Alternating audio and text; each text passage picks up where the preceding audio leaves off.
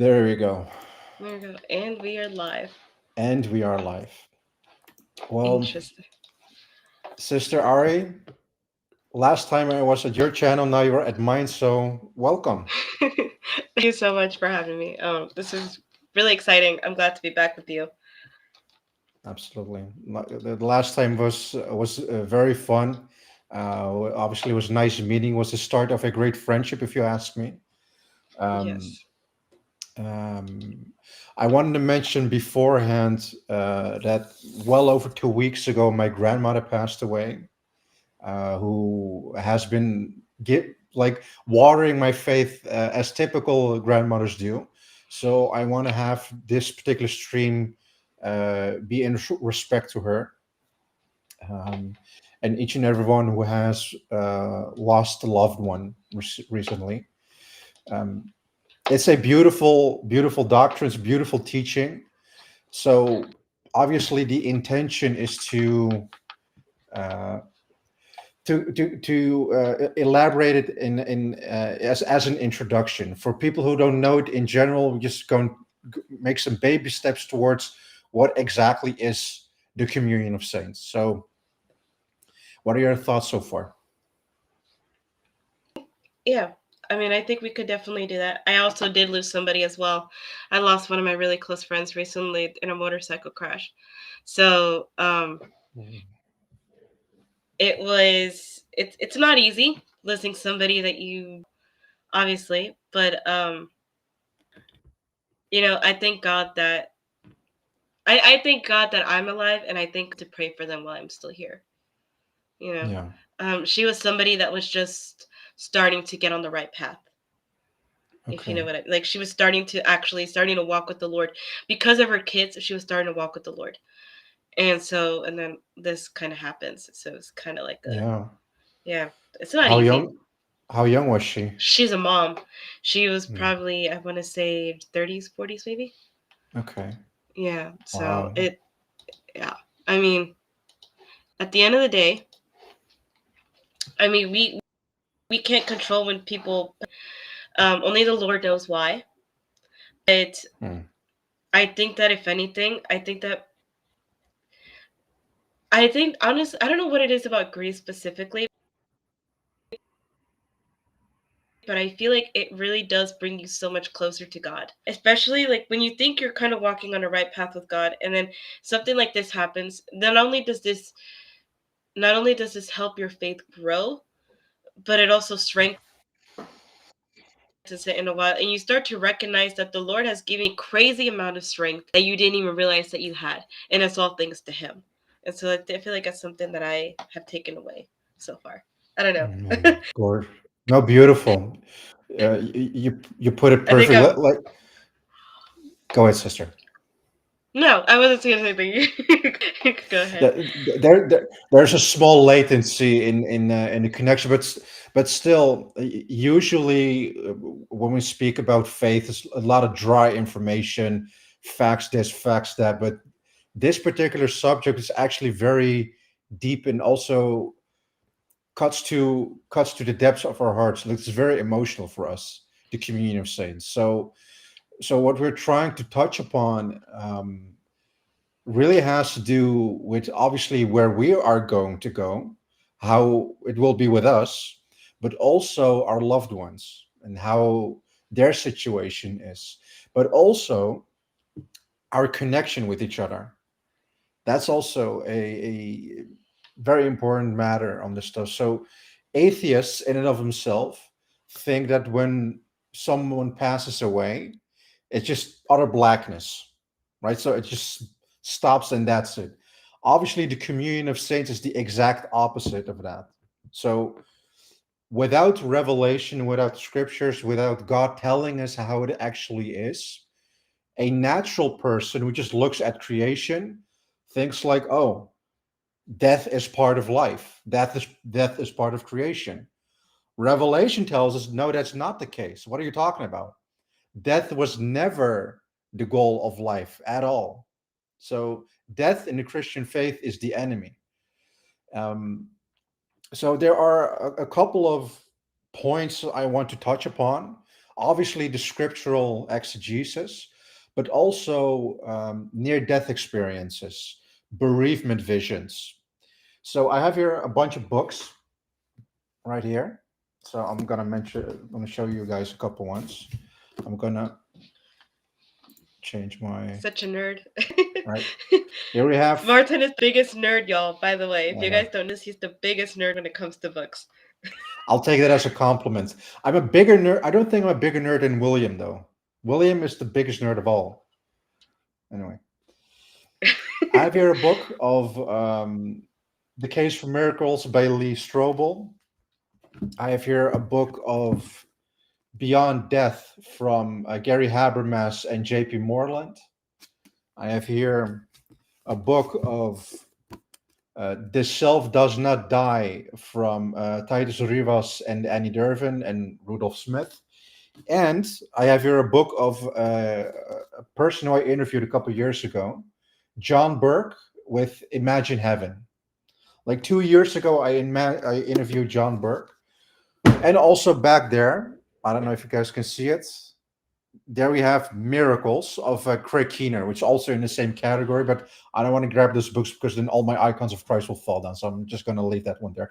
And, by the way, Roman Catholics are going to be very happy. I got this one, by the way. Ooh, Came in yes. today. Yes. That is possibly the best Catholic Bible you ever could have gotten. Yeah. I mean, this is a doozy. Look how thick this one is. It's, yeah. By the way, William had just interviewed not too long ago one of the people who actually worked on that Bible, Dr. Scott Hahn. He's really well known in the Catholic faith, and he's just, oof. It was incredible. And I love Scott Hahn. Anybody that knows me knows I love Scott Hahn. Yeah. So he is. Scott Hahn is one of the best of the Roman Catholic Church for sure. Yeah. 100%. But what was the whole point of all these books? There are historic attestations. There are medical proofs of people who have passed away and have come back to life again. People who have been resuscitated. For instance, Gary Habermas gave an example of someone who was in a hospital bed and was passed away, but the person had ADHD or has OCD, to be correct. So he said that he was out of his body when he passed away, and there's this device where there was a particular code on that, particular numbers. A regular person who stands on the floor can't see what is over there on the other side of the equipment, right? But when he came back into his body, he knew out of memory what the numbers were on the machine. That was an actual. Can you show the proof? There's an interview of Gary Habermas where he tells these things.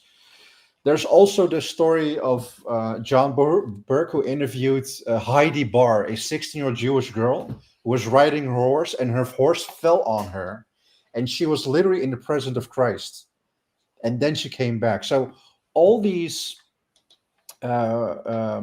testimonies, these are not people who were drug addicted. These are not people who were hallucinating.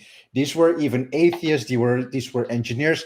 They had no dog in the fight if it came to the Christian faith, right? But thousands and thousands and thousands more of these particular testimonies and examples and even proofs that there are particular patterns, which all of them agree concerning what happens at death and what happens when they come back. And this is what we're trying to speak about. So we do believe, as St. Paul says, to be absent from the body is to be present with the Lord, right? So we as humans, when we pass away, our soul separates from our body. Our body goes towards the floor and our spirit goes towards the Lord. What happens is when people pass away, people say that there's a welcoming committee. Like people are like welcoming them, like, hey, welcome here, come here. And when we think when somebody passed away, we are mourning for them. No, we're not mourning for them. We are mourning for those who have remained here on earth. When somebody passes away, their situation becomes better, not worse, first and foremost.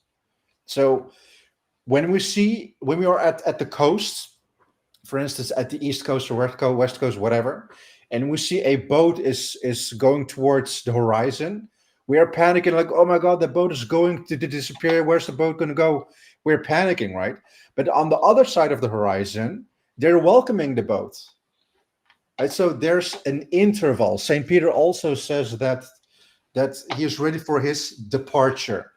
So we do believe that the death is an exodus. It is an interval. If there's a river which has a particular stream, there's then a waterfall which is death, and then it continues again. Right?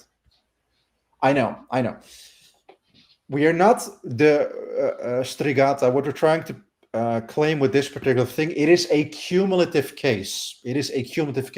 We are not basing all our evidences on subjective experiences. I know that. That's not what we're trying to go after. When we mean a cumulative case, that there are multiple points of evidences which we can utilize for our particular argumentation. And some of these particular testimonies are documented by medical people who have no dog in the fight for Christianity or against Christianity. They're just reporting what happened, and which also very significant for us because we do believe in the resurrection. We do believe that after death, it is not the end for us. But then in Revelation, what happened in the period of the Bible, then we will know how God tells us what was going to happen with us. So first and foremost, a great point nonetheless. It is what it is, no problem. Thank you, Elijah Catholic. You know everybody needs to chill. We only got like 10 minutes in. Stop trying to. It is what it is, no problem. But yeah, so I don't know too much about that specifically, but I could tell you that there have been people, me specifically, because of the intercession of the saints, my relationship with God has genuinely improved, especially during a time of grief.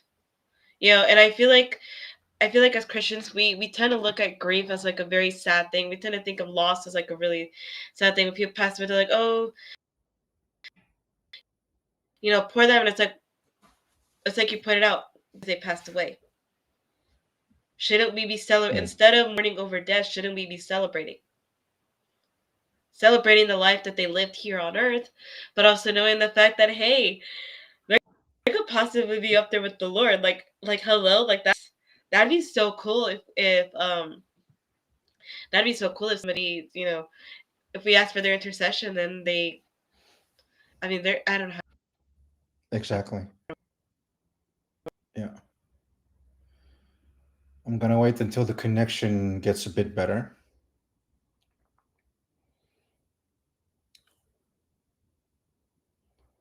Oh gosh. Ari.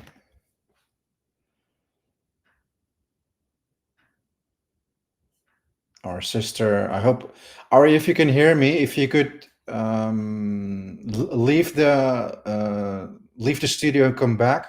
I think it should work again. I think. Okay, there we go.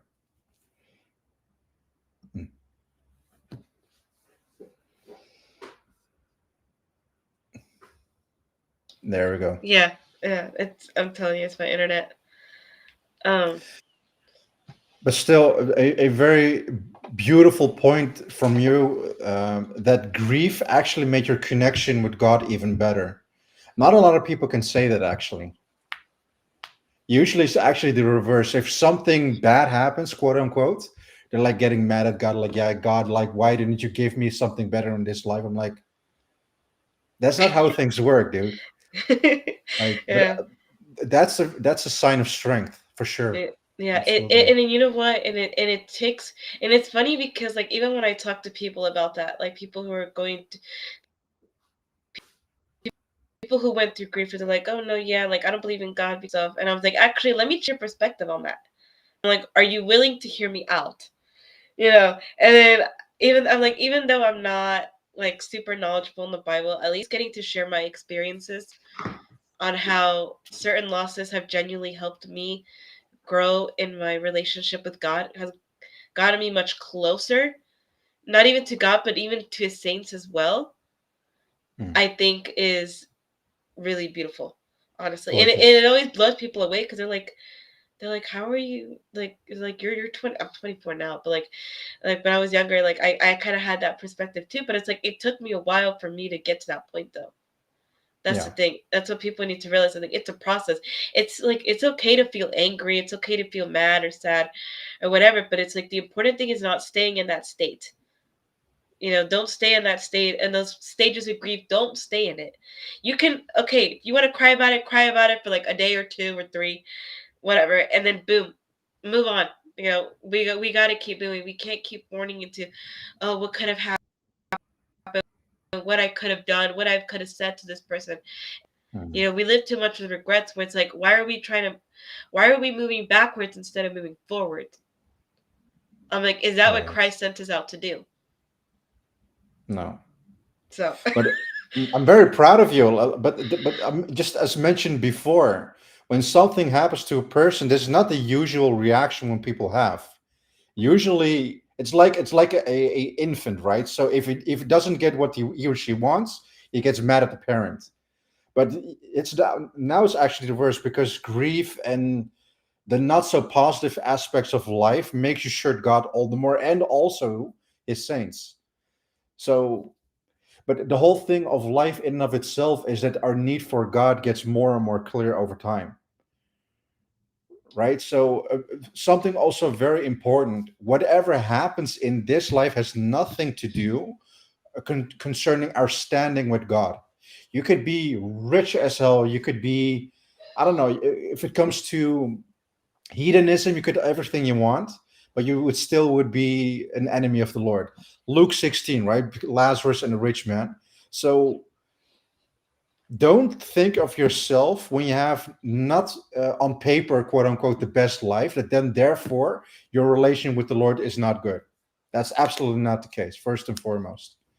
So I'm proud of you, by the way. I wish a lot more people would look at it in that way.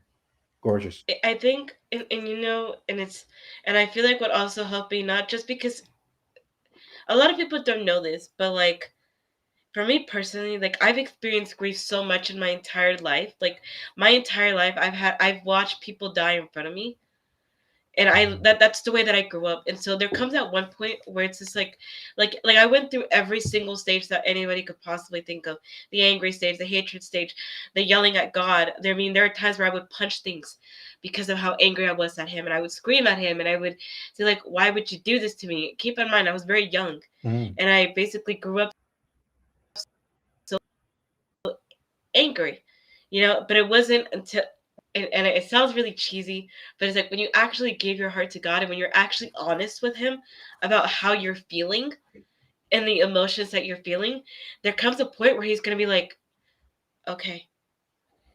And then all of a sudden, just this overwhelming peace will just like, and that's what happened to me. It took me years for me to get to that point where I felt that peace. Okay, let it out. You can be mad at me, like, let it out. He gave me those years to let it out. And then once I actually cooled down, I was like, oh, I didn't realize that I was missing out on so much. Okay. Strigada, I think I'm going to block you. So there you go. I think I blocked him. Bye bye. Okay. I know you don't need, we don't, he's a nuisance. Sorry. Anyway, um, can you hear me, by the way? Oh, Yeah, I can hear you. Can you hear okay. me? Yes, I do. Yes, I do. Okay, awesome. Um, be- amazing. I'm very proud. I don't, obviously I know you, not that, uh, not Long. that long, but I would say that the amount of progress that you're making for by your 24, 20, you're already 24 years old, right? Yeah, I'm 24. But you're speaking as if you're 200. Like you've been through some stuff, man. I have, and unfortunately, and like people are like, oh, like wow, like you're so smart. And I'm like, watch what I've been through. Then Yeah, you're gonna think like, oh, they're gonna think like, wow, like how are you still alive? yeah. Like life has matured you. Because it keep Yeah. so many experiences. I went through it all. Anything that's a near case occasion of death, like I've been through it all. Not only did I experience grief, and also I don't think I've ever shared this actually, but I was in and out of hospitals. There was near death occasions when I was younger. I was in it. Mm. I grew up losing a lot of people around me, seeing people die around me almost every day. I was in and out of hospitals, in and every day, surgeries, like surgeries in and out, dangerous surgeries, by the way. I shouldn't even be alive right now. Wow. I had my mental health. I have struggled a lot with my mental health. People know this already. Like I've had multiple attempts before. It's not easy because everything that you go through, like it will affect you mentally. And if you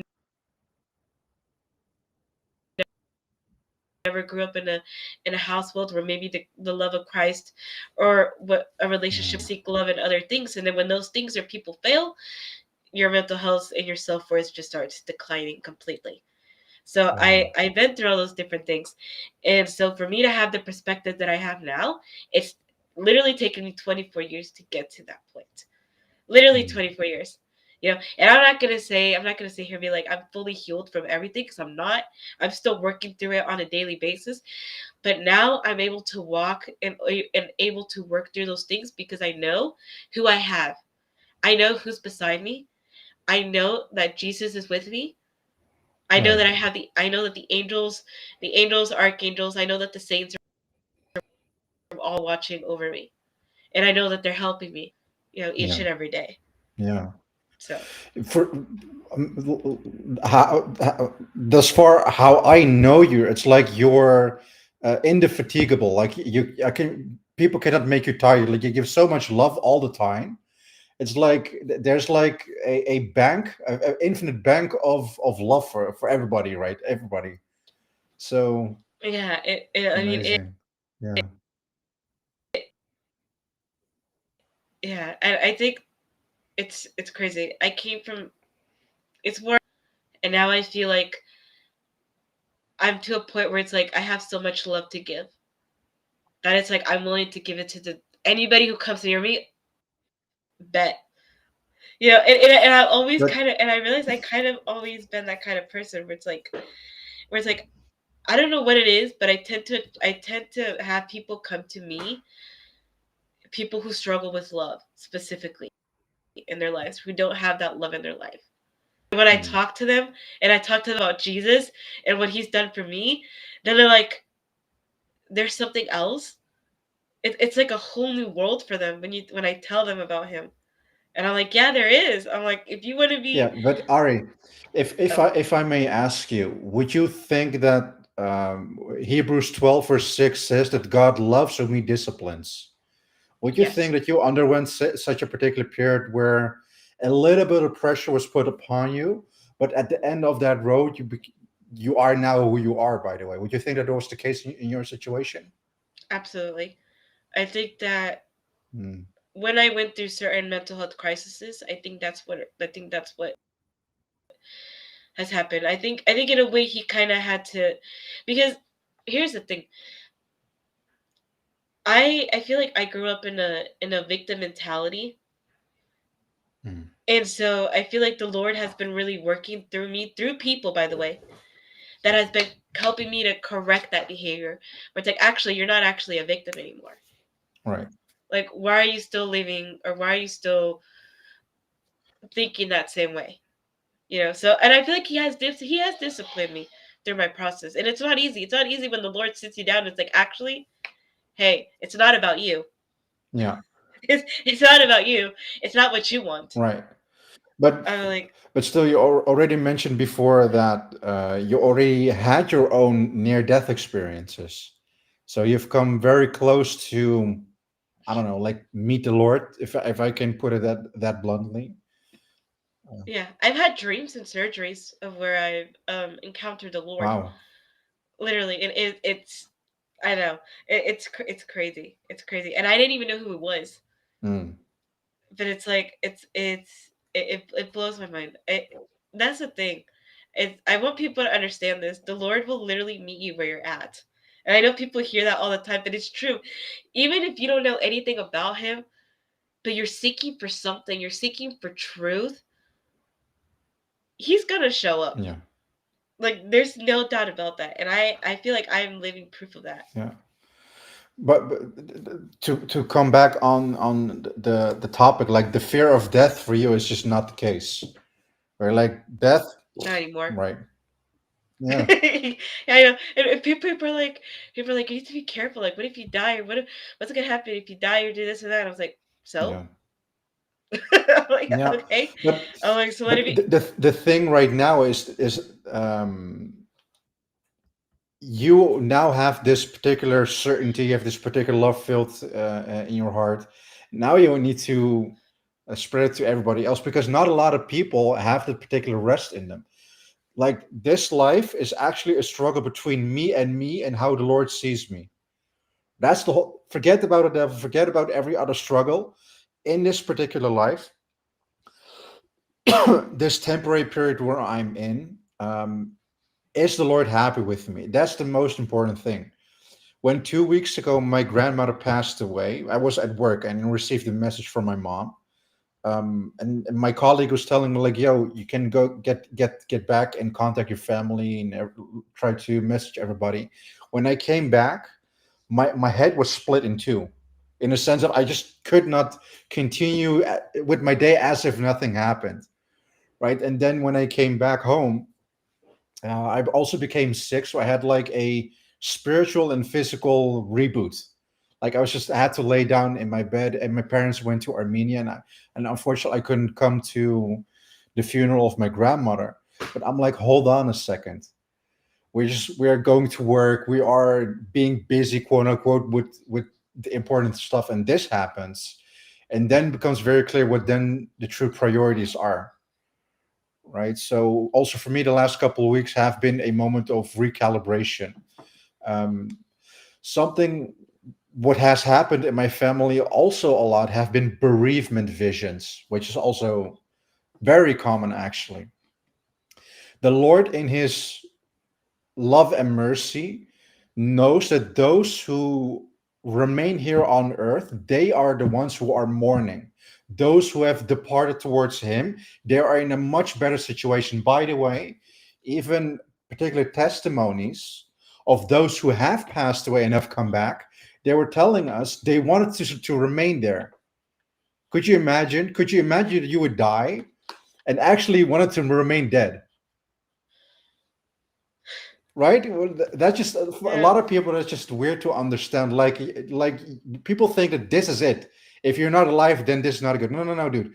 If you pass away, the feeling that you have, the things you perceive, the love that you feel is so much better than just leaving your family behind. Like, yeah, I will meet them later on. That's conceptually, Yeah. it's a lot.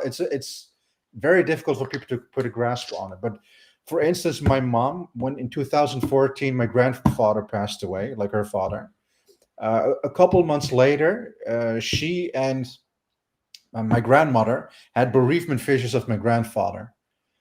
What is happening all the time and all over again? The Lord, in His mercy, knows that there is a hole in your heart when a loved one passes away, but He is letting you know it's okay with them. Trust me, it's okay with them. Right? So the Lord is not a sadistic person. The Lord is not someone who is punishing you out of spite or something. No, God forbid. Lord have mercy if that would be the case. No, of course not. So the death is an it's an illusion. The death is already defeated for us all.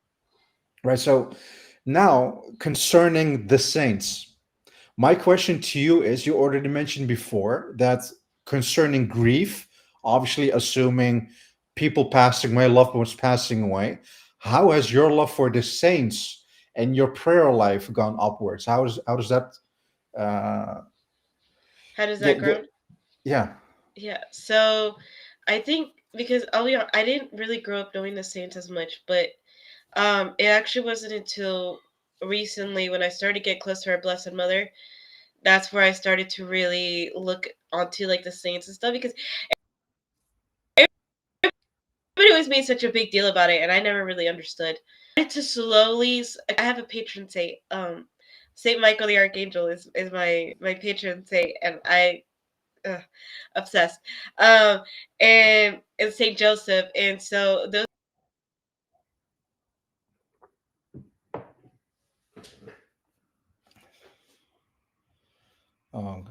Ari, the connection fall out again.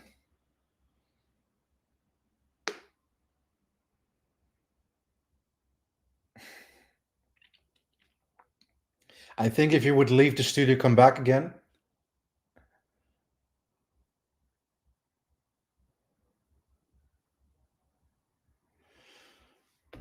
Oh gosh.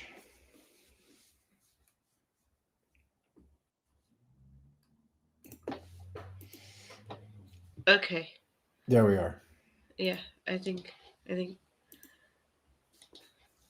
you go. Sorry about that. No problem. I'm telling you, it's my Wi-Fi. It's but yeah, I was saying that I think they have helped me because when I started to get an understanding of who they were, and I started to understand like the stuff that they went through as well, and I realized how much I related to them. I was like, whoa. And then I found out what intercession actually meant. I think that's the most important thing. Is like when you find out who are the saints, you find out they were just ordinary people just like us, made mistakes just like us, if not even worse. I mean, St. Paul's a great example. You know, the man literally persecuted Christians, so it's like, that's crazy for me. And I think that when I started, so what I did was I started to dig deep into it. I found out who they were. I found out what the word intercession meant. And then from there, I was like, all right, I'm going to try it out. I'm going to see what happens. It's kind of like it's really weird. I said this, I was like, all right. I was like, there's this one specific thing that I needed.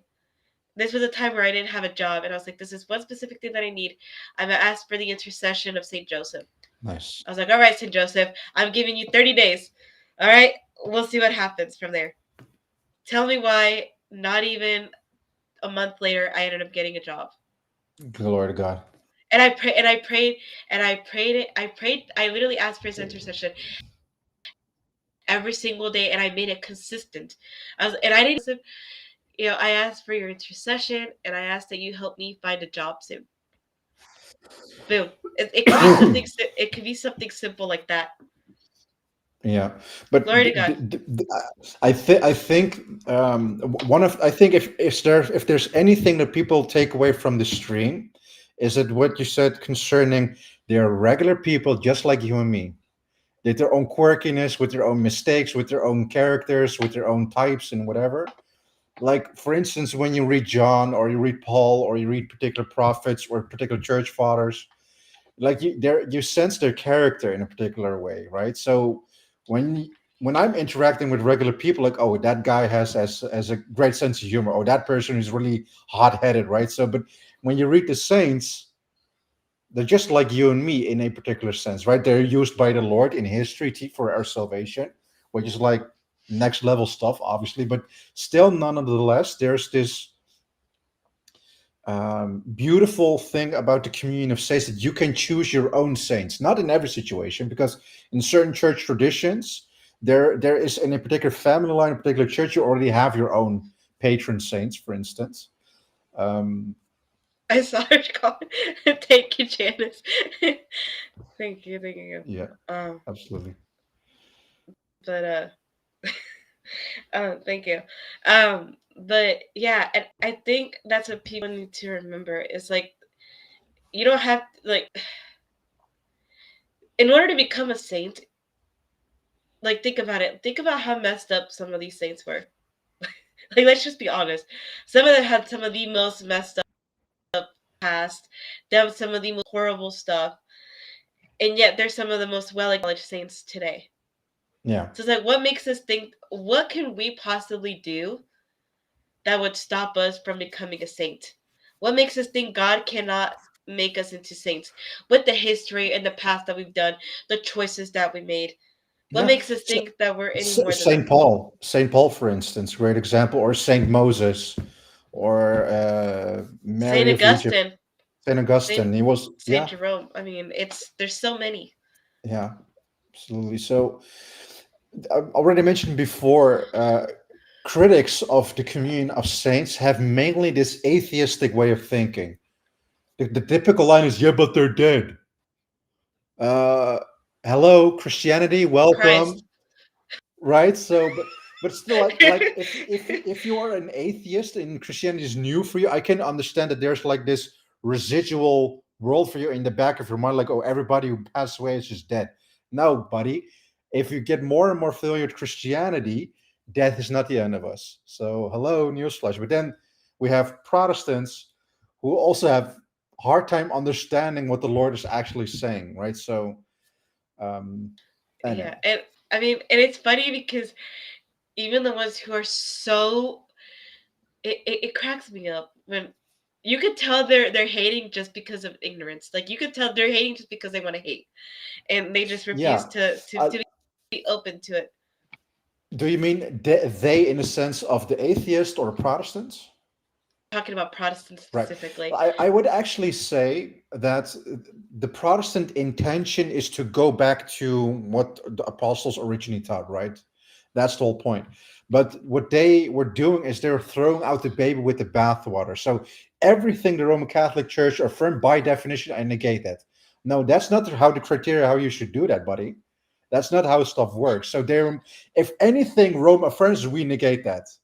No, so their filtering system, whatever that may have been, is absolutely nonsense. So I obviously we speak of the fullness of the faith, which is in the apostolic churches, and the whole point is that the communion of saints has been accused of idolatry, it has been accused of necromancy, has been accused of any such a thing.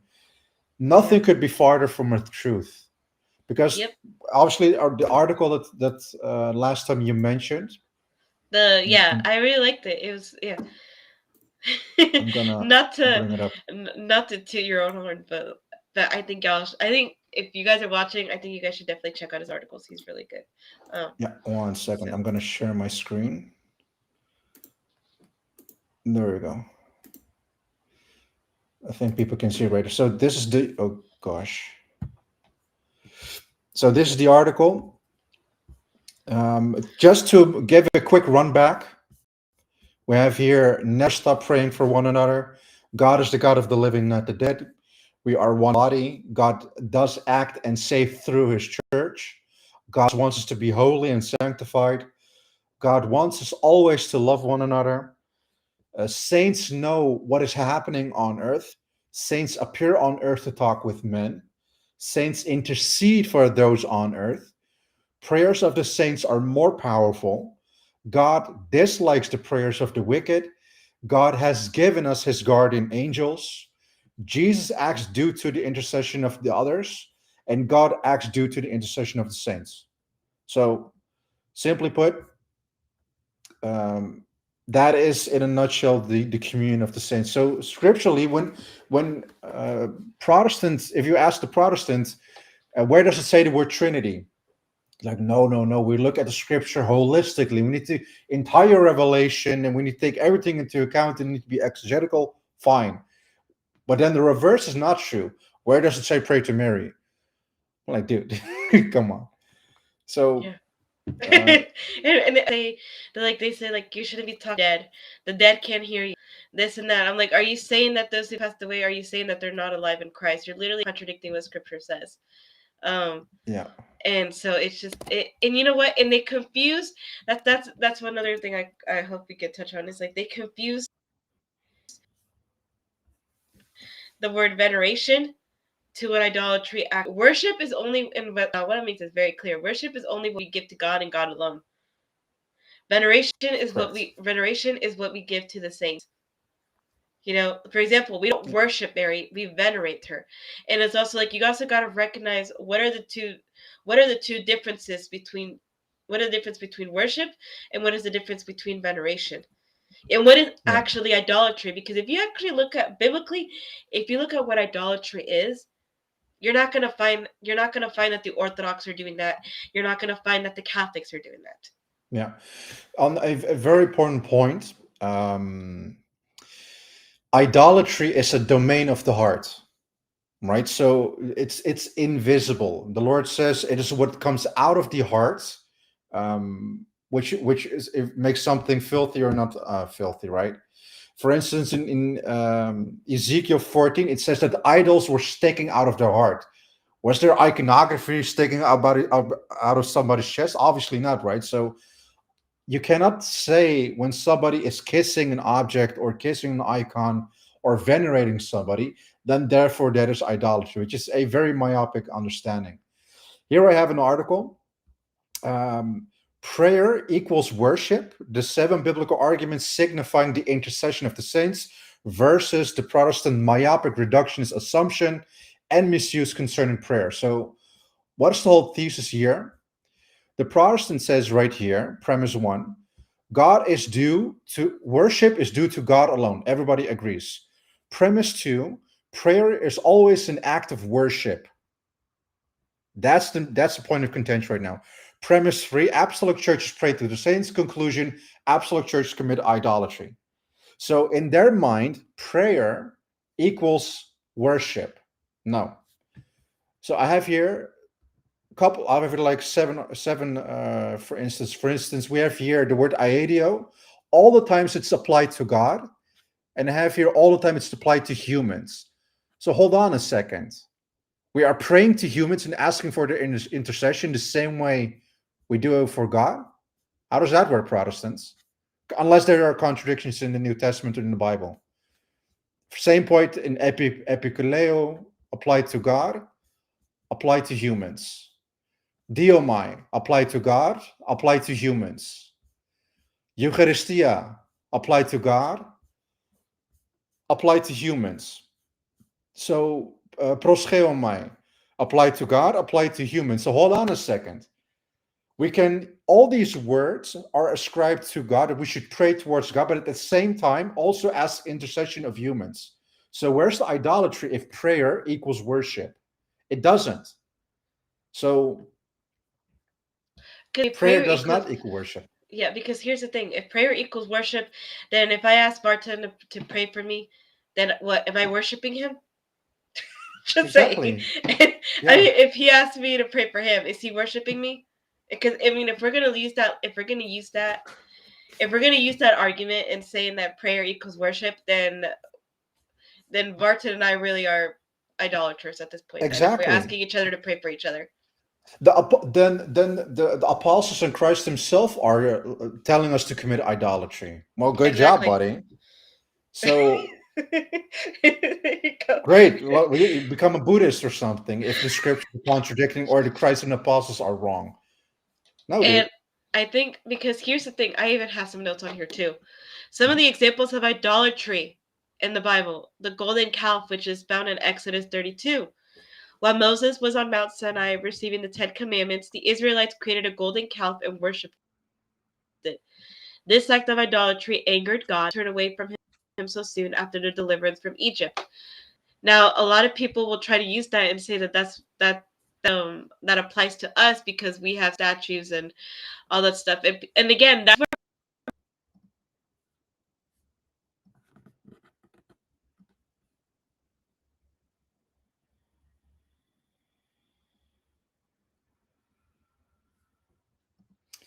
Oh, Ari, I think you need to leave and come back again.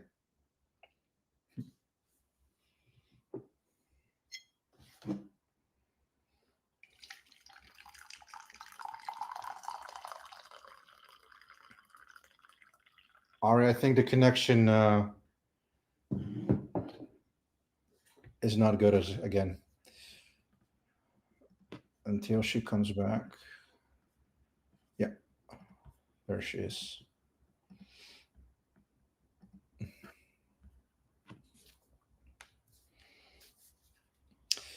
There she is. Again, I apologize. No problem. All right. But yeah, I was just trying to explain that there are many, many, many different examples of idolatry in the Bible, and you don't see any of us doing that. Yeah. Just because we have, or at least in Catholic Church, we have relics and we have statues and all that stuff. We're not worshiping them. Like, that helps us. The way that I see it is it reminds us, to show like great respect for the people that lived before us. Yeah.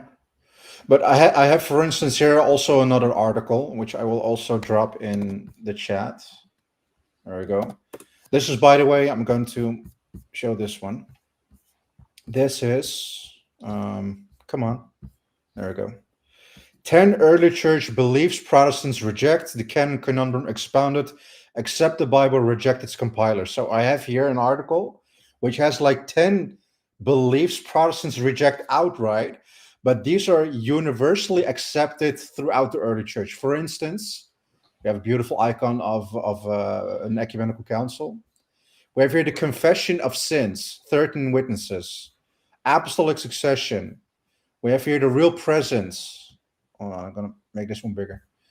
We have here baptism of infants, 29 witnesses. We have here incense and liturgical worship. The communion of saints, which is the topic of today. So here we have 35 witnesses: Ignatius, Sir of Jerusalem, Augustine, John Chrysostom, Clement, Origen, Tertullian, Hippolytus, Athanasius, Gregory of Nyssa, Basil, Jerome, Gregorius of Nazianzus, etc., etc. So all these giants of the early church, these men, these people, were compiling and exegeting and being a steward of the scriptures. So the communion of the saints was universally accepted. How do you explain this one away? Yeah, but those were fallible men, these were traditions of the Roman Catholic Church. Like, dude, how is that possible if everywhere this was Catholicity? It was universally accepted. By the way, even one of the earliest prayers found was a prayer to Mary. I don't know if you know this. There's a particular fragment they found, just like P52 of John 18, where there's a particular prayer towards Mary, which was somewhere here, I think. Anyway. Yeah. I mean, what is my whole point with all these points? The Holy Spirit did really do a horrendous job concerning preserving His church. Why, if all of these doctrines were wrong, the perpetual virginity of Mary, the faith and works for salvation, 450 witnesses, then the Holy Spirit did a horrendous job of conserving His church. Yeah. Unless you're an apostolic church, then this doesn't count for you. And this is where people, especially Protestants, they like to argue. And I have this written down. People argue that Christ is the only mediator, therefore we don't need the saints. Okay. Or the angels, because they say that 1 Timothy 2:5 says, God and mankind, the man Christ Jesus. This means no one else, including saints, can mediate for us. That's what a lot of people like to argue. Okay. What would you respond to somebody who said that, brother? Oh gosh, I have an article on that. How convenient. I knew it. Well, you weren't aware that I already had this one? No, I knew. I knew that. That's why I asked you. You're throwing the curveballs. Okay, I got you. Okay. There you go. Okay. Yeah. Well, Ari, I'm glad you asked, because it's very convenient that I have this article. Anyway, so one of the classic passages to refute, quote unquote, the communion of saints is 1 Timothy 2:5, where St. Paul says that there's only one mediator between God and man, the man Christ Jesus. Guys, what are we going to do? Okay, anyway. Here's a beautiful icon of St. Paul the Apostle. Okay. Argument 1. St. Paul the Apostle asked the Christians to intercede for another in all people 5 verses before. So here we have 1 Timothy 2 verse 1. I urge them, first of all the petition, prayers, and intercessions and thanksgiving be made for all people. So you're telling me that St. Paul literally in 5 verses contradicted himself. Again, are we going to state that the writers of the New Testament, that the Holy Spirit has created contradictions? No serious Christian should ever claim this. None. Especially not within 5 verses. So, mediation is not what St. Paul means here, which we'll be elaborating on it later on. Argument 2, prayer for one another is vitally prescribed. So we have to pray to one another. It is a prescription. We need to do this. Here we have countless examples from the Old and the New Testament where we should pray for one another. By the way, that's what intercession means. Praying for one another, y'all. Exactly. Are you saying the Bible is contradicting itself? I don't know, y'all, but that sounds very contradictory to me then. If Christ is the only mediator. Didn't you know, sister? Didn't we know? It's just plain and simple. One mediator. There's no intercession of saints here. Anyway. Yeah, exactly. It's not like this. It's not like the apostles, lived by that. Who knows the apostles, man? Just use the scripture, but forget the apostles, man. Yeah. Anyway. And Jesus. Argument 3. The Holy Trinity acts due to intercessions. Very important. Jesus himself, as God, acts through to the mediation intercession of his sins. So here we have from the New Testament examples. By the way, guys, if you use this article and you would copy paste all these verses into, let's say, Bible Gateway, you would have a complete list of all the examples. So all these passages right here from the New Testament and Old Testament, every time when someone asks something God to do, God does that for them. Right? So for instance, when a sick man has been brought to Christ by his friends, Jesus heals them. That is intercession, if those people who don't know. Okay. Argument 4. Jesus is the one mediator insofar as he redeemed humanity by giving himself as ransom. So what is the one mediator thing that St. Paul is mentioning?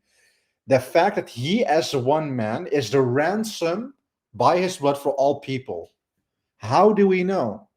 Well, by the way, St. Paul actually mentions everything else here in these verses. So it's not something new that St. Paul was mentioning. Okay. We know. By the way, I'm going to grab my charger real quick. Sure. No problem. I'm going to keep on doing this one. There we go. Oh, wait. Okay. Literally the verse after. So when people use 1 Timothy 2:5, go to 1 Timothy 2:1 and then verse 6. In verse 6, it literally says, who gave himself as a ransom for all people. There she is. Hi, sister. Okay. Hi. What I was trying to mention is when people go to verse 5, when they go to the one mediator, go to the next verse, exactly the next verse. What St. Paul there means, who gave himself as a ransom for people. So, Ari, a question for you. Does St. Paul mean here praying for one another, that you only should pray to God? Or does it here that Christ has redeemed everybody by his blood for us? He has redeemed himself. It literally says it right there. All of us. Yeah. And look at the one before that, though. I urge then, first of all, that petitions, prayers, intercession, and thanksgiving be made for all people.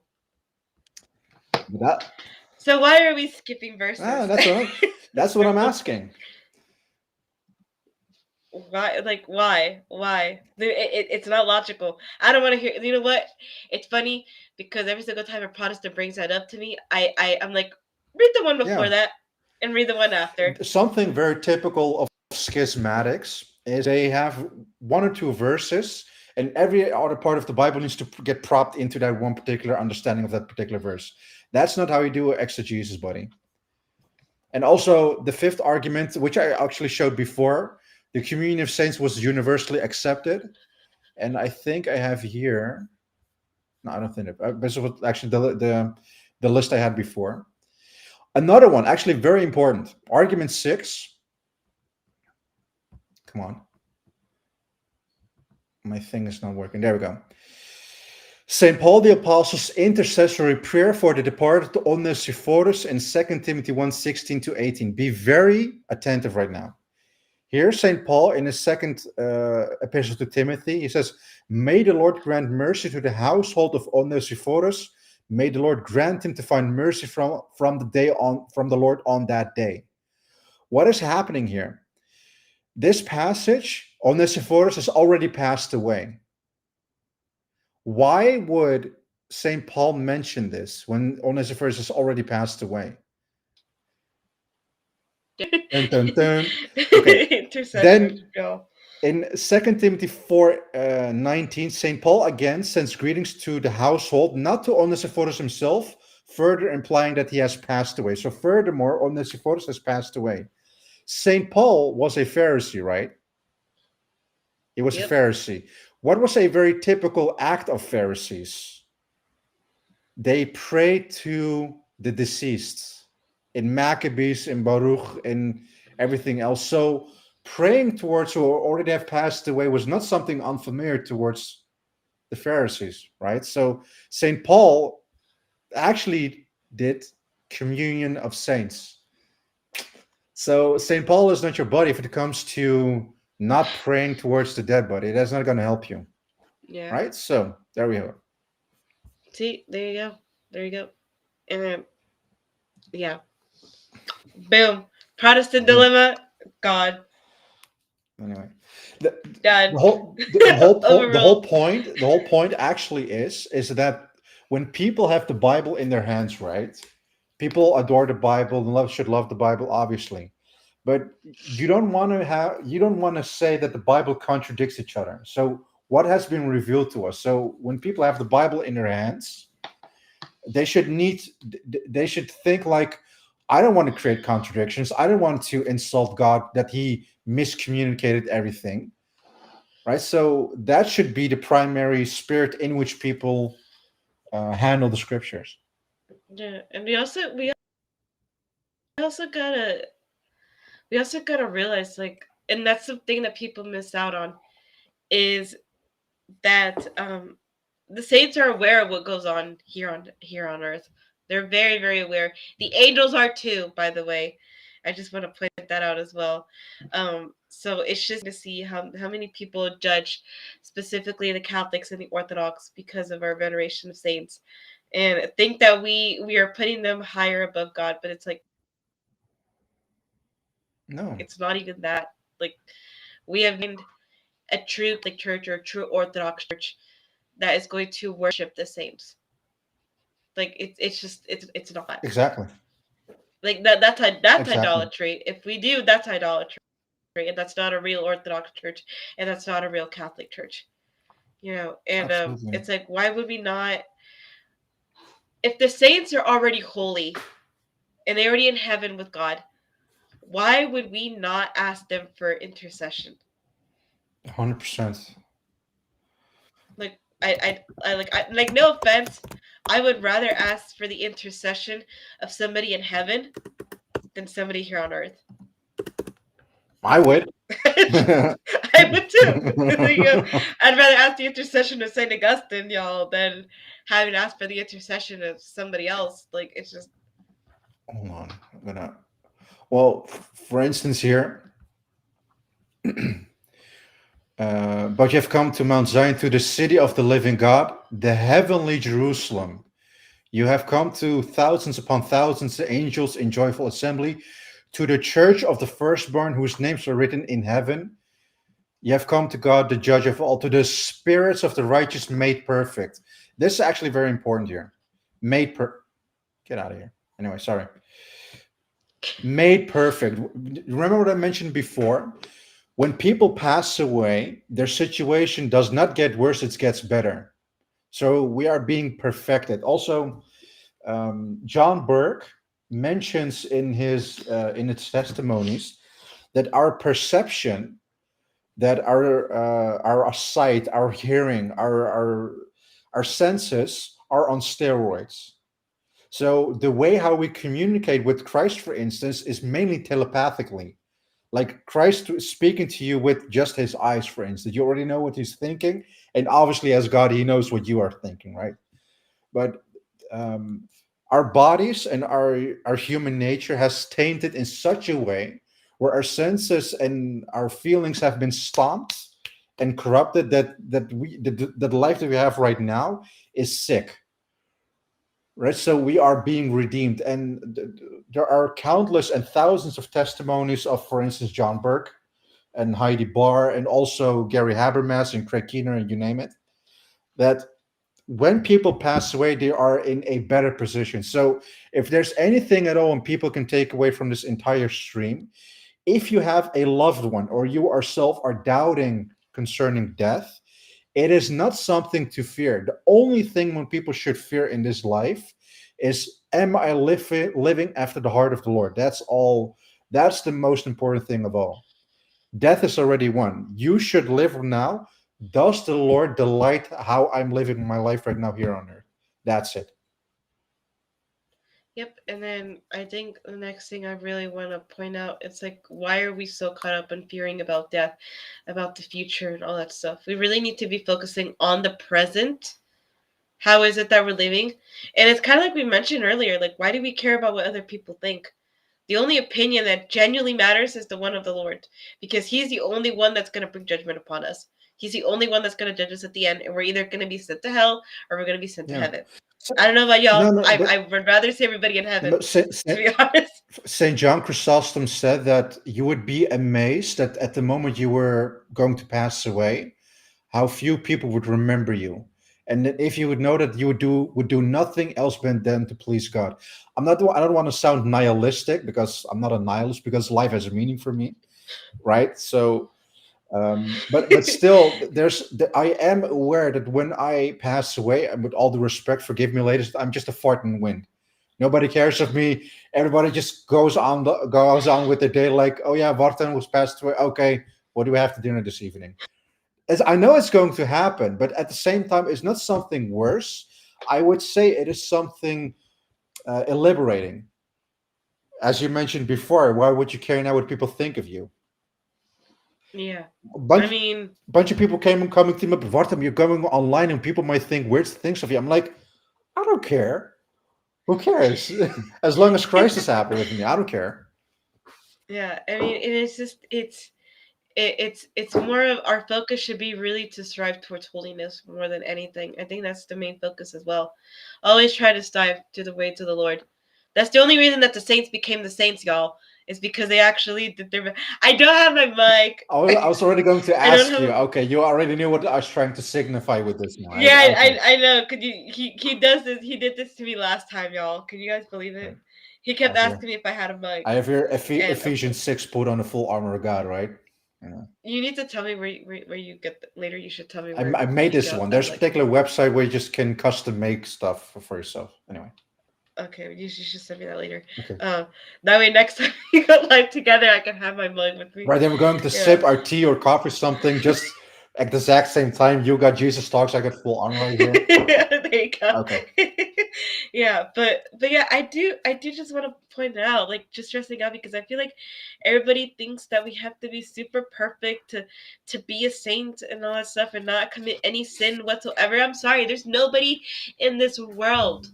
There's nobody in this world that has not committed a sin, unless unless you're Catholic, then we believe that Mary was sinless. Just want to emphasize and put that out there. But apart from that, there's nobody else. Hey, that we do. Sorry, I'm joking. I'm joking. There's nobody else that's sinless other than Jesus as well. I mean, again, but still, like, we really need to learn how to strive towards holiness. I think that's the first thing for sainthood. Yeah. Right? What do you think? For sure. Obviously, one of the verses before. Here. I think. Sorry, I'm seeing this particular comment. Hey, man, look what I got here. He got it. He's not even Catholic. Look at him.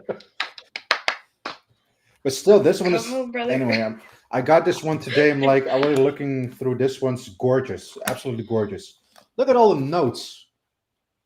Anyway. Wow, that's beautiful. I have the Ascension Press one version.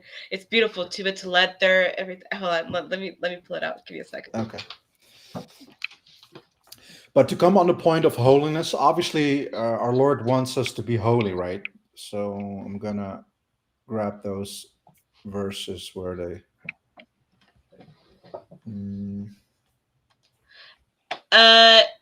Ted, you're done. Just say you're done. What? What happened? It's on your channel. Hold on. I would allow you to sit. Oh, okay. Should I block him? I think you should. That's really inappropriate. I don't know who you're talking to, but brother, that's enough for me. Hold on. I need to pull it out. I can block him right now.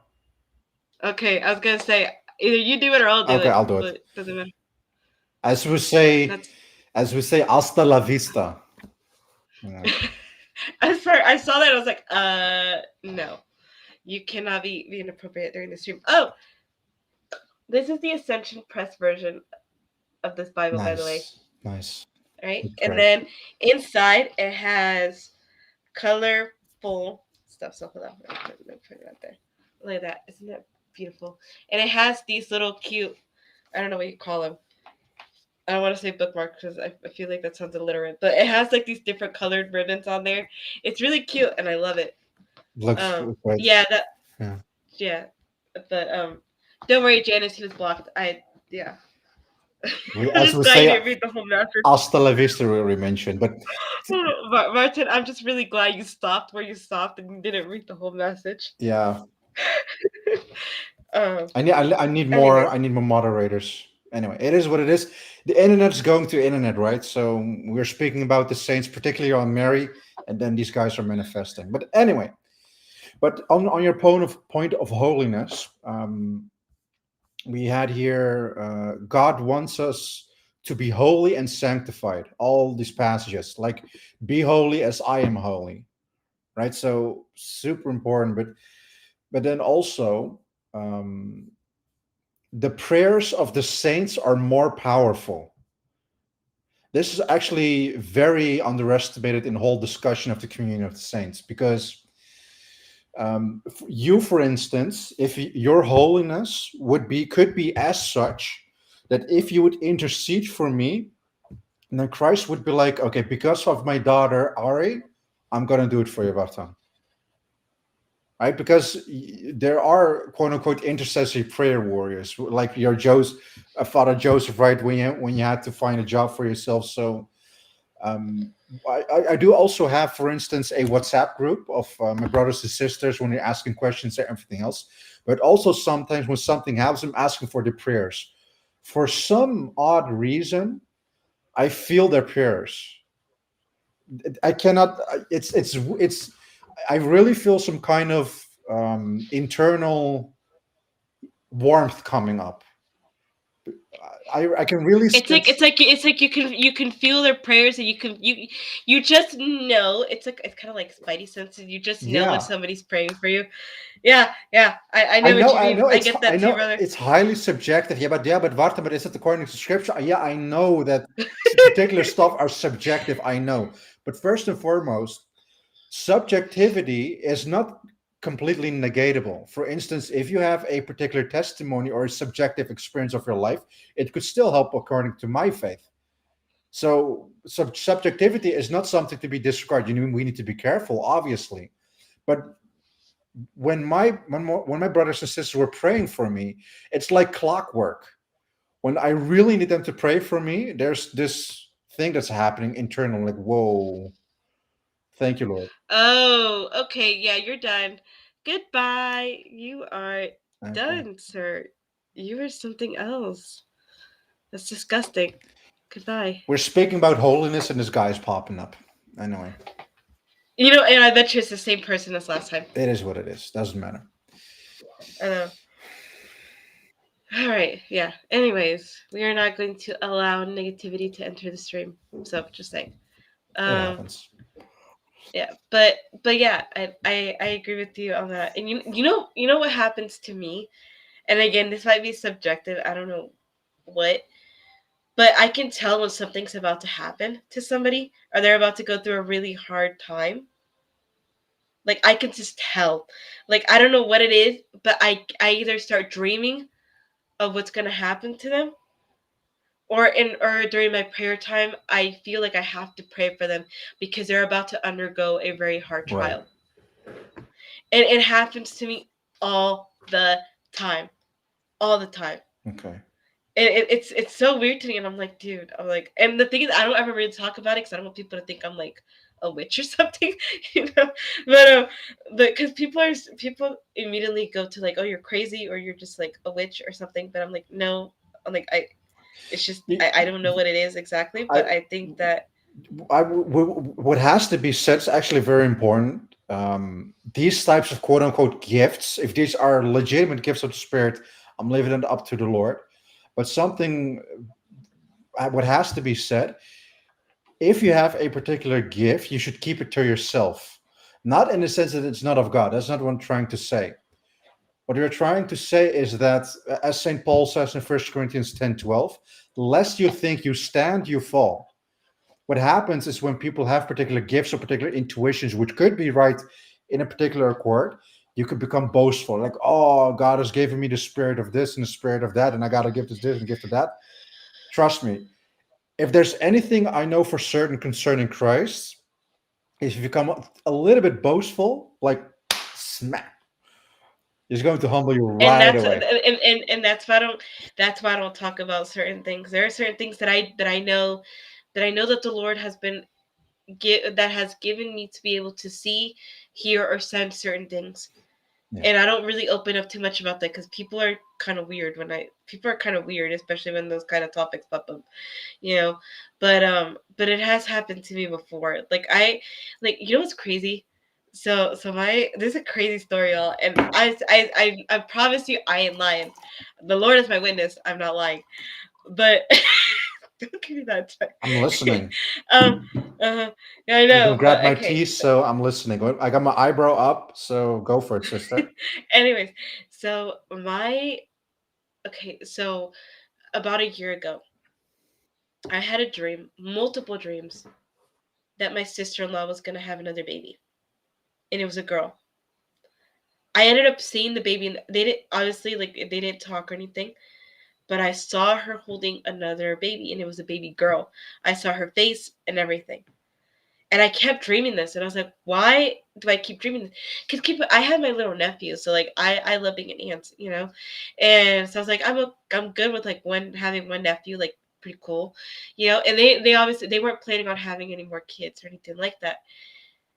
Tell me why this happened a year ago, multiple times where I've dreamt it. Then just this year, they told us that they were having a baby. And they're having a girl, by the way. And it was crazy. It's like but the thing is, we didn't know what the gender was until their wedding in August. And I kept telling them, I was like, I have a very strong intuition it's gonna be a girl. Ari, Because I kept dreaming it, and like sorry, am I going to get married coming year?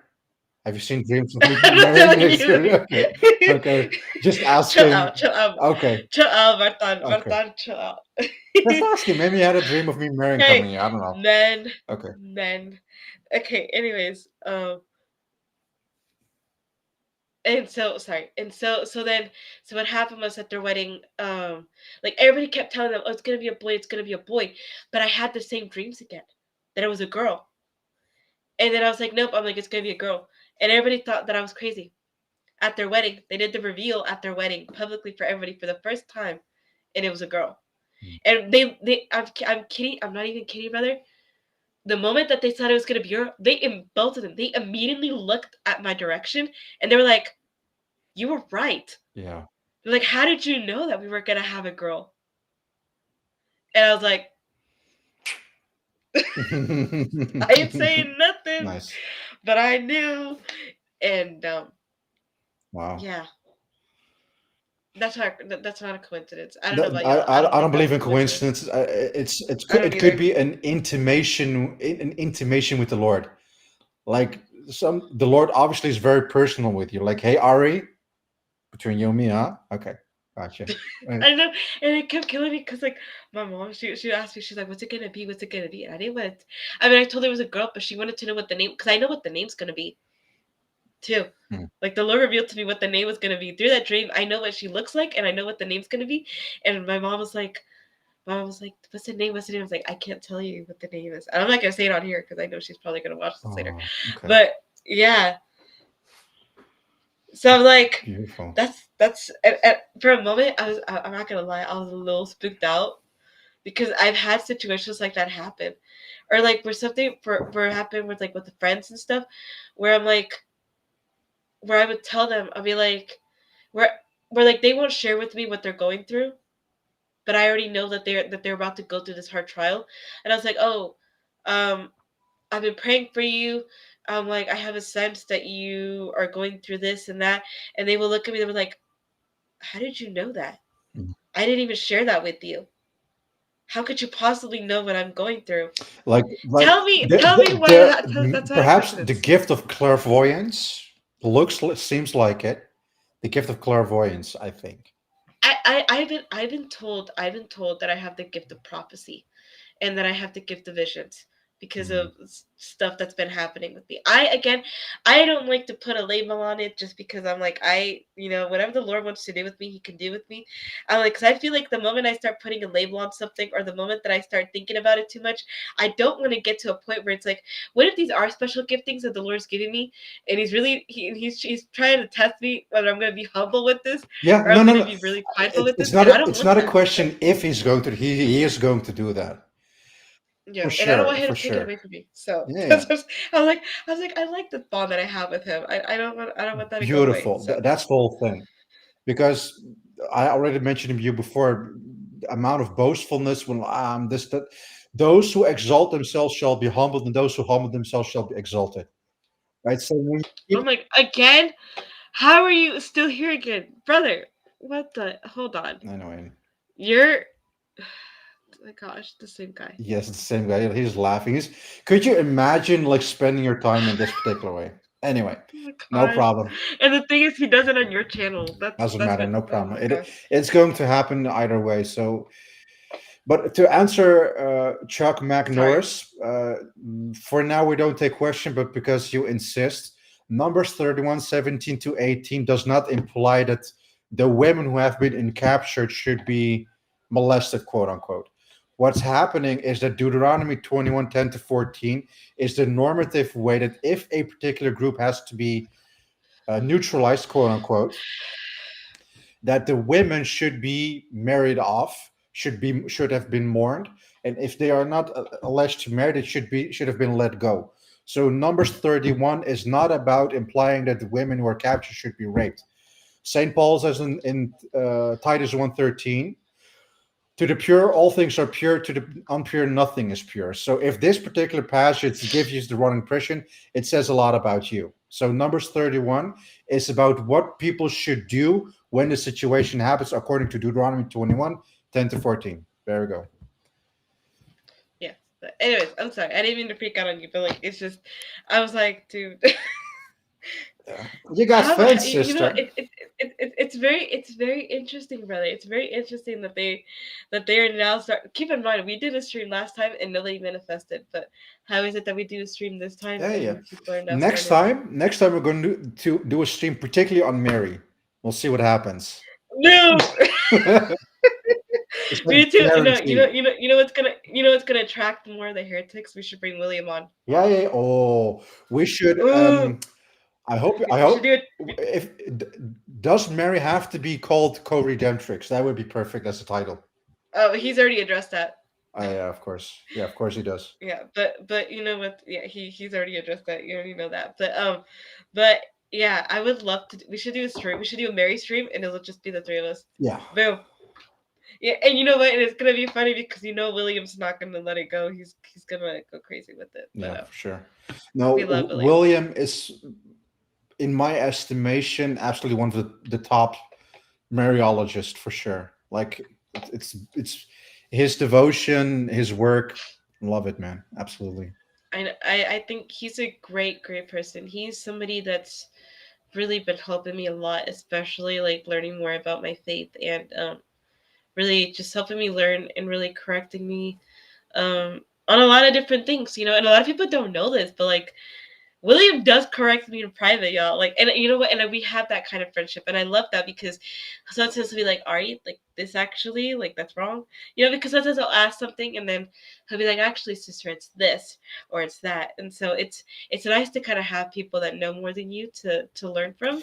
Yeah, Um, but that is actually the prescribed way to learn anything. You should not figure out stuff on your own. We are a community-based religion, right? So, and obviously feedback is very important, but you already are telling that the private feedback that you get from William is like sharpening you all the more, which is gorgeous, which is Yeah. exactly what we want. Which also obviously I, as brother of Arthur, hope to do for as many people as I can. Right. So Yeah. love And that. it is very interesting just because like I feel like ever since I started like my channel and stuff, I never thought I would get to know so many people and like especially like have like grow these different friendships. And then like not only that, but also having people that I can just call up and be like, "Hey, I have a question about this. Yeah. I have a question about that." Like William and Sam have been they've been like the most essential people that have been helping me genuinely grow in my faith. Even though poor Sam, I get on his last nerves because I'm a little slow when it comes to learning, but he's a sweetheart too, and he really is, and I love both of them dearly. And I think right now I've gotten close with somebody else as well. His name is Divine Mercy Apologetics. Yeah. James. James, Mm. he's great. He's great, by the way, and he's also been helping me a bit as well. The times where William hasn't been able to, because William's so busy. You know how hard it is to get him to even sit down because of how crazy his schedule gets. So even having James kind of somebody else that I can Yeah. kind of ask and lean on is really good for me. But yeah, it is really cool. And even when it comes to orthodoxy, which is crazy, and I know you know this, like I go to you sometimes to ask like, hey, what do the Orientals believe about this or Yeah. that? So it's But very but interesting. when I started the channel, like within a couple months, when I was actually like working like crazy, like wow, I had like Gary Habermas, I had the name of Lee McDonald, like Father Richard Robert Spitzer. I'm like fanboying while I'm interviewing them, right? So like these are like the top notch of concerning our faith. And I'm like I have them on speed dial, for instance. So Yeah. also all these specialists, if I can call them, they are not like Justin Bieber or Madonna. They're like 3 to 4 agencies, and you need to get to in order to contact them, right? So you have literally have their phone number or email address. So the communication is actually very fluid and very fast, if you ask me, which I like. And also a tremendous amount of friendship. I'm good buddies with Lee Martin McDonald, by the way. I'm good buddies with Oh. Gary Habermas, like I don't know, like one of the biggest scholars in the resurrection. Right, so it's very fun to have all these. I don't want to say at your disposal. I don't like to use that word, but to have them around you. So, Yeah. but also as your brother, obviously, when you have questions about orthodoxy, I also have like something called imposter syndrome, meaning I think I am incompetent. Therefore, I need to work more. Therefore, I need to study more. Then I can get public. Remember last time? People think like, oh, if you go online, just act confident and you'll nail it. No, that's not Yeah. how stuff works, especially not in apologetics. If it comes Oh, absolutely to not. intellectual integrity, you need to get your stuff together. Yeah, and I think that's why like it's so, and I tell people this, we need to be careful about what we're doing up online. I'm like, especially if you want to go into apologetics, I'm like, you need to at least have several years under your belt before you even think Sure. about doing that. Be under the leadership under somebody. I'm like, now if you're like me who's not doing apologetics because that's not really my thing, like I don't plan on going. I mean, if unless the Lord wants me to, then whatever He wills with it. But I think so far where He's taken my channel, it hasn't been leading up to apologetics. It's Yeah. been more of, I want you to have a conversation with people and I want you to sit down. I want you to ask them the questions that maybe you haven't been able to ask people, in your personal life. And so it's nice for me to be able to to be able to be like, I can bring somebody that's more knowledgeable than me. I can sit down with them, have a conversation with them on my podcast, but also learn from them. Yeah, but you don't have to do apologetics per se in order to help concerning the ministry or the apostolate, as Roman Catholic. I love the word apostolate, which the Roman Catholics have.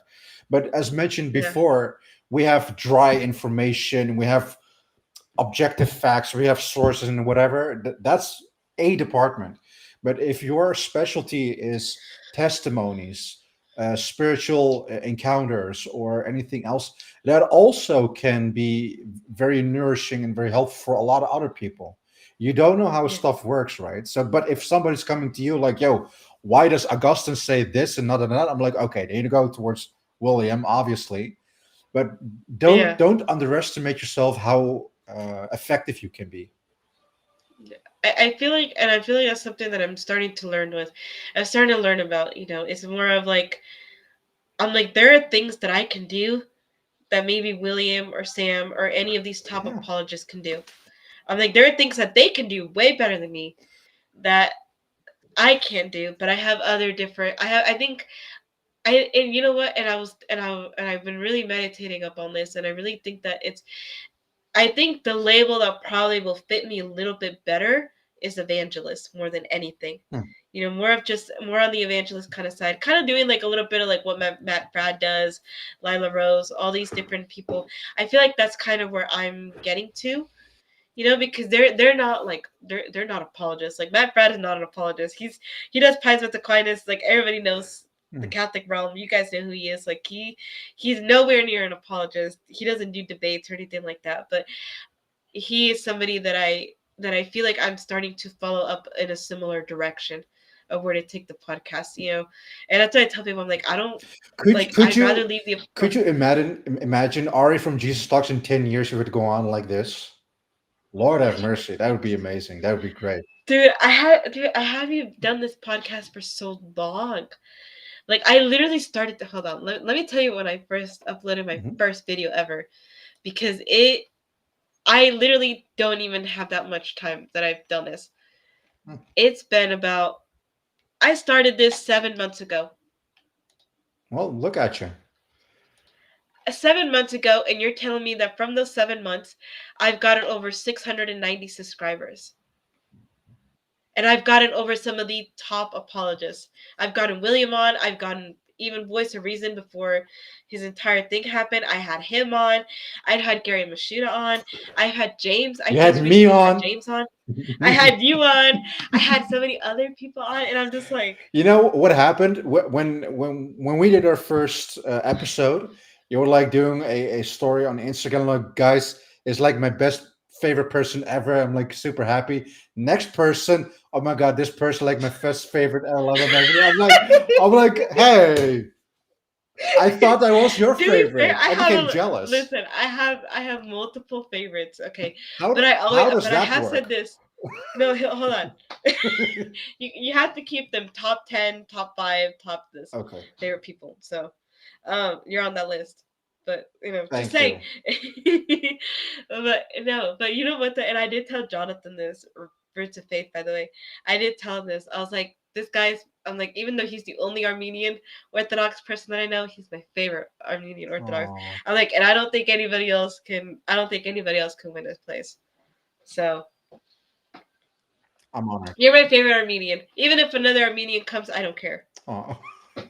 Okay, yeah. There you go. I hope Armenians are going to do well. But I'm very happy too that when you think of Armenian Apostolic Church, of Oriental Orthodoxy, that I'm one of the guys that's popping up in your mind, like, hey, you should go to Vodkan. So I'm very happy to. So, yeah. Gary, that's where I've seen you. Yeah. Yep. I've been on Gary's lately. We've been doing several collabs already. It's pretty cool. This is my second collaboration with Vartan, so I'm very, very happy with it. But yeah, because last time we tried to do a stream together and that failed epically because the Wi-Fi was not wanting to work. This is what it is. Is this what it is? I do have a question for you though. Sure. Because I've been really curious about this, and I was taking up notes these last couple of days about this topic that we were doing. And one of the things because I've been hearing contrary answers, so I'm not too sure. So in the Catholic space, per se, we have what's called the canonization of the saints. Right. Do you guys, as Armenian Orthodox, do you guys have something similar to that? The canonization of saints? Yes, or what is your process like? Because from what I've heard, and again, I could be wrong, I know your guys' is very different than what we do. Is your question mainly if we canonize saints or the process of how we canonize saints? The process of how you guys canonize saints. Okay. If you guys have a process. Well, I have to.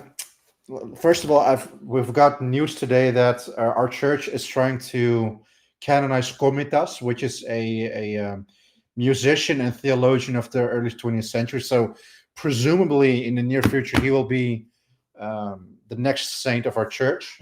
Then, 1 second. Here goes Martin flexing something. The most hold on a second. Bunch of dust on it. Sorry, guys. Proof that he doesn't clean his room, guys. Thank you for exposing me. Anyway, it is what it is. The most recent saints we have are the members of the Armenian genocide. So in 1915, we had 1.5 million Armenians who were martyred for their faith. So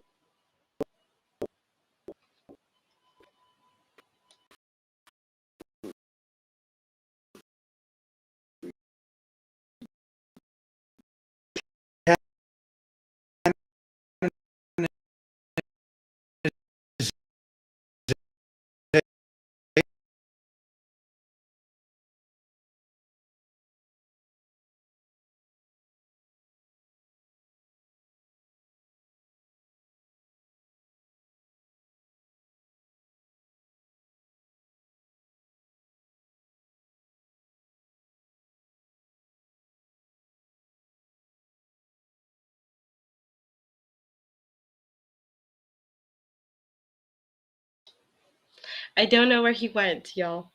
I think his Wi-Fi crashed. I guess I'm gonna be taking over a show, guys. You know, I don't know where he went.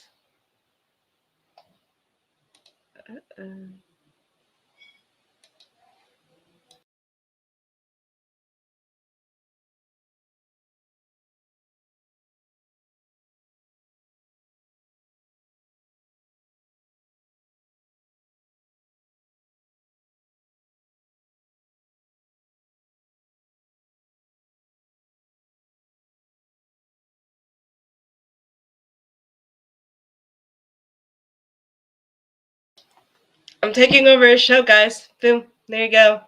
Because I don't know where he went. He disappeared. Literally disappeared. there we are. Oh, there he is. Okay. Oh, man. Okay, just kidding. Okay. We're speaking about the saints. Obviously, the criteria for sainthood obviously is holiness, humility, taking care of others, raptured. Raptured. Yeah, that's what. That's what I was saying. I was like, I'll have to take over his show then. Boom.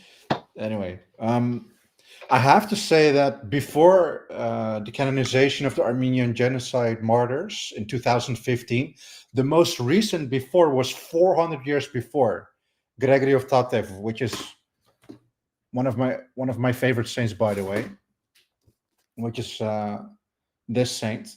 So I wouldn't say that there is a process of canonization if there are particular criteria in which. But I have to say that the Armenians are not that quick of making saints right away, I would say. Okay, I missed it. Okay. Yeah. I can hear. Sorry, I almost got raptured too. It's okay. It's like I would like the Armenian Church to canonize more saintly people. I keep asking Coptic saints for help. That's what somebody's saying on there. Okay. You know what's crazy though is that like, and not to flex or anything, but like, I love being a Catholic. Just I get so excited when we do canonization of saints because I'm just like, yes. I'm like, more people. I get so excited, and I teach catechism to my small kiddos. I teach 5th and 6th graders, and it baffles me because like during such a short amount of time, I've been able to kind of show them who the saints are, why we care about the saints, and then like talk about the saint canonizations and why they should care, and it's very, very interesting to see like the differences between like the way that we do it and the way that you guys do it. Yeah. Which is what I was trying to bring up, which is like what does your process kind of look like?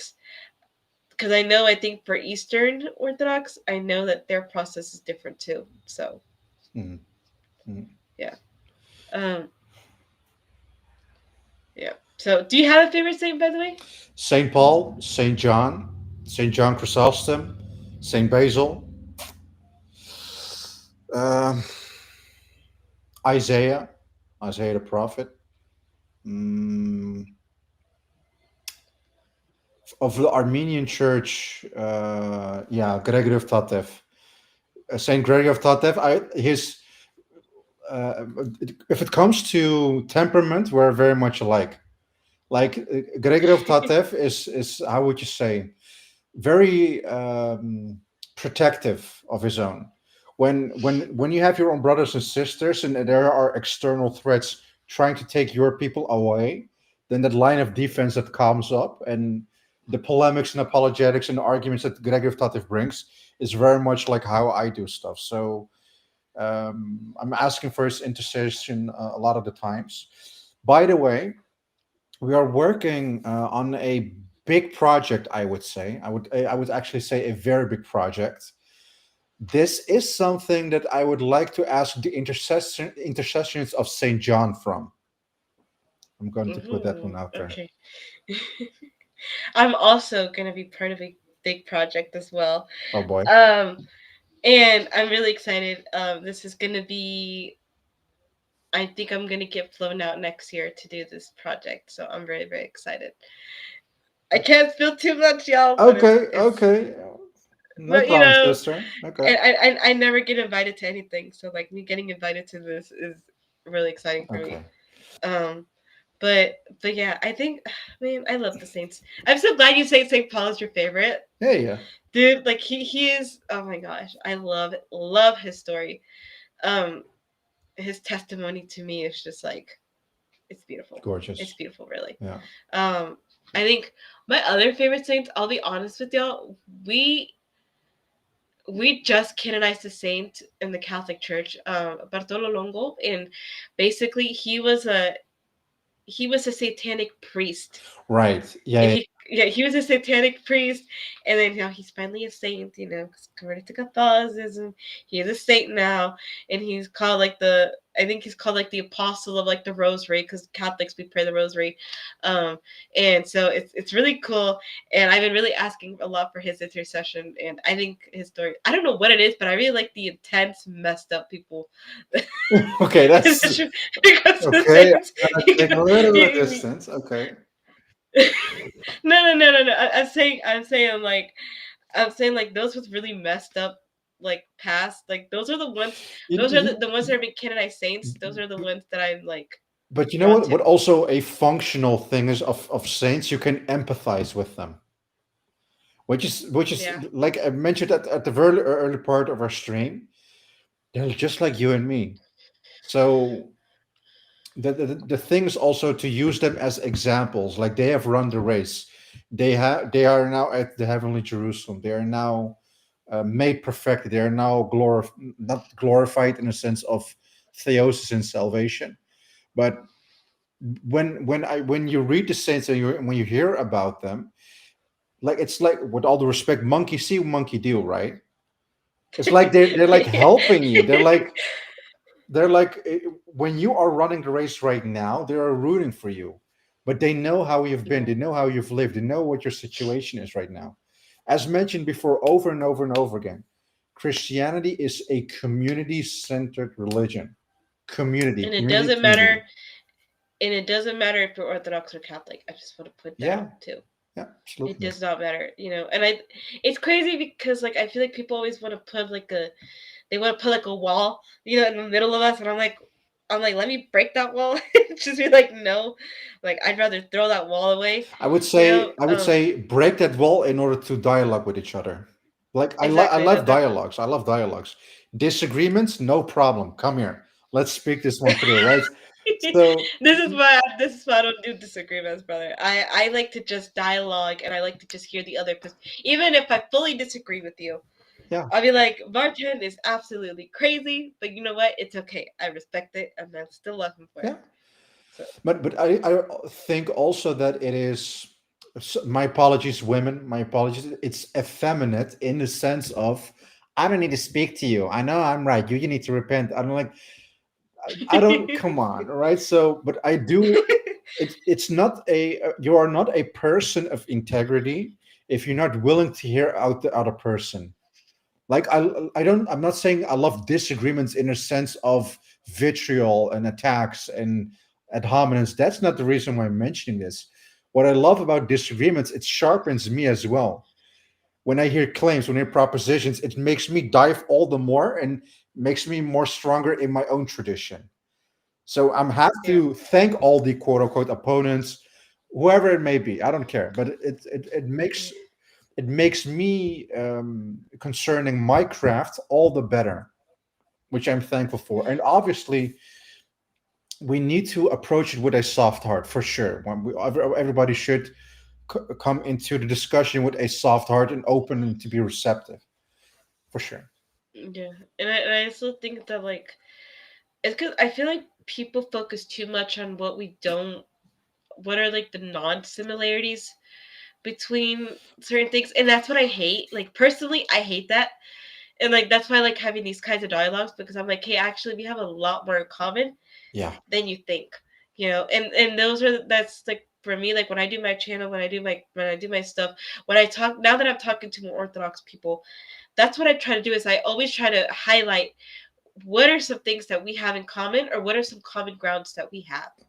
we should. And I try not to focus too much on like this is what we don't have in common, and like, I personally, like, I don't care, like, personally, like Oh that's yeah, not the purpose of why I do but things. but in a very serious note, especially concerning to Protestantism and Restorationist cultists like Jehovah's Witnesses, Mormons, or whatever, we should for sure signify all the more how much more we are in communion. We have split from the fifth century, but look at all the commonalities which we have. Dude, it's Yeah. mind-boggling. I kid you not. I think last time when we spoke, I mentioned this. I was at I'd had a debate on Sola Scriptura with another Armenian guy, and he was telling me like, "Hey, Varta, you guys from the apostolic churches, you would unify with each other if you just go to the scriptures." I'm like, dude, you people, you have been around for 500 years. For 500 years, you just went to the scripture. Look at what you are now, 40,000 denominations. We from the apostolics were just four, and that 2,000 years. Four churches in 2,000 years and 40,000 in 500 years. Which one is more divisive? Come on. And keep in mind, we all have apostolic succession when it comes Yeah. to the apostolic churches. Even though there's obviously some differences, but like, it's not. There's really more similarities than there are differences. Than when you look at a Protestant, like two Protestants, they can't, a Baptist and a Pentecostal, they're they can't agree on They can't anything. agree on anything. An evangelical with the Pentecostal and with they can't agree on anything. An Orthodox and a Catholic, they can agree on a lot of different things. You know what? When an Armenian evangelical a couple of weeks ago told me, it's like the Roman Catholics use the word Catholic, right, as a name for the church. We say apostolic churches. The others say Orthodox, right? So all these words, everybody is apostolic, everybody is Catholic, everybody is Orthodox. But then a Armenian evangelical was telling me like, but Vartan, wait, but the Roman Catholic Church is not apostolic. Have you read What? the Have you read Romans? The book of Romans, Saint Paul, who established the church in Rome, is not an apostle. Like some Oh my people are just gosh. Some people are oblivious. just clueless. Yeah, and that's what I'm saying. It's like, and you know what? I'm loving to see there. I feel like there's been a lot more unity between us than there has Yeah, been, like, online. A lot more unity than there has been, like, disagreements. Unless you count like the Eastern Orthodox, which some of them are kind of a little, not all of them, but a large majority of them are very aggressive. But I feel like the Oriental and the Catholics, like, I feel like we're kind of getting there. We're kind of getting there slowly. yeah. What I want to mention, like how I am as Vartan, how I am, like as I mentioned before, Gregory of Tatev. My whole thing is I am not. I am prepared to do polemics in the sense of when it is necessary. I do have the fist at the back of at my back. I'm not planning to be assaultive or whatever, but I am like thinking through. that if I would get to attack, or a brother or sister would be attacked on this particular stuff, how am I going to defend myself? So I'm trying to be prepared. So I know that a lot of Eastern Orthodox, Ortho whatever, that they may be aggressive. They would come trying to win over arguments against my side. I know that's going to happen. I'm not planning to trample them or to eviscerate them in that particular unholy indignation. But I do have that particular fist at the back of me when it is necessary. I'm just telling you. But that's just me. That's just me. That's why Sam calls you the he says you're like Wolverine. That's what he told me the other day. Yeah.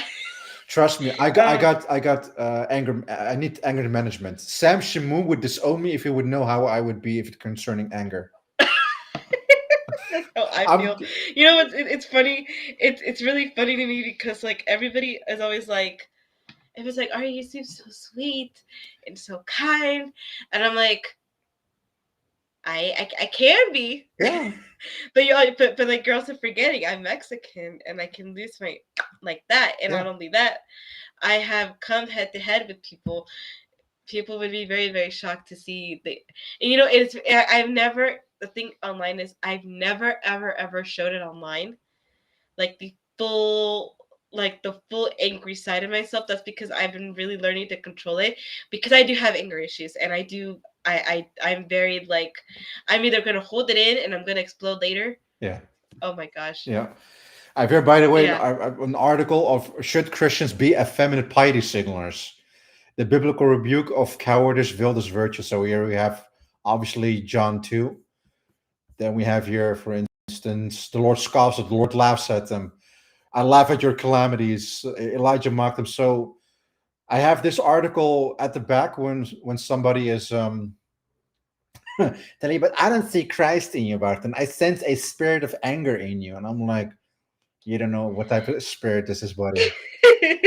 Literally, they're like, you know, Barton, I sense you're angry, and then there's a spirit of anger in you, but I have the love of Christ in me, so I forgive you, brother. I'm like, dude. You know what's funny is that I've been told that before too.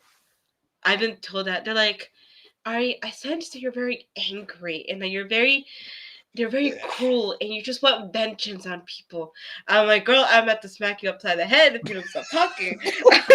Respectfully, I already did that, but listen, I'm like, stay away from me. Like, and I always tell people, if I'm mad, stay away from me. Stay away from me. Give me my space, because if I am heated, I will obliterate anybody that comes my way. Thank God the Atlantic Ocean is between us right now.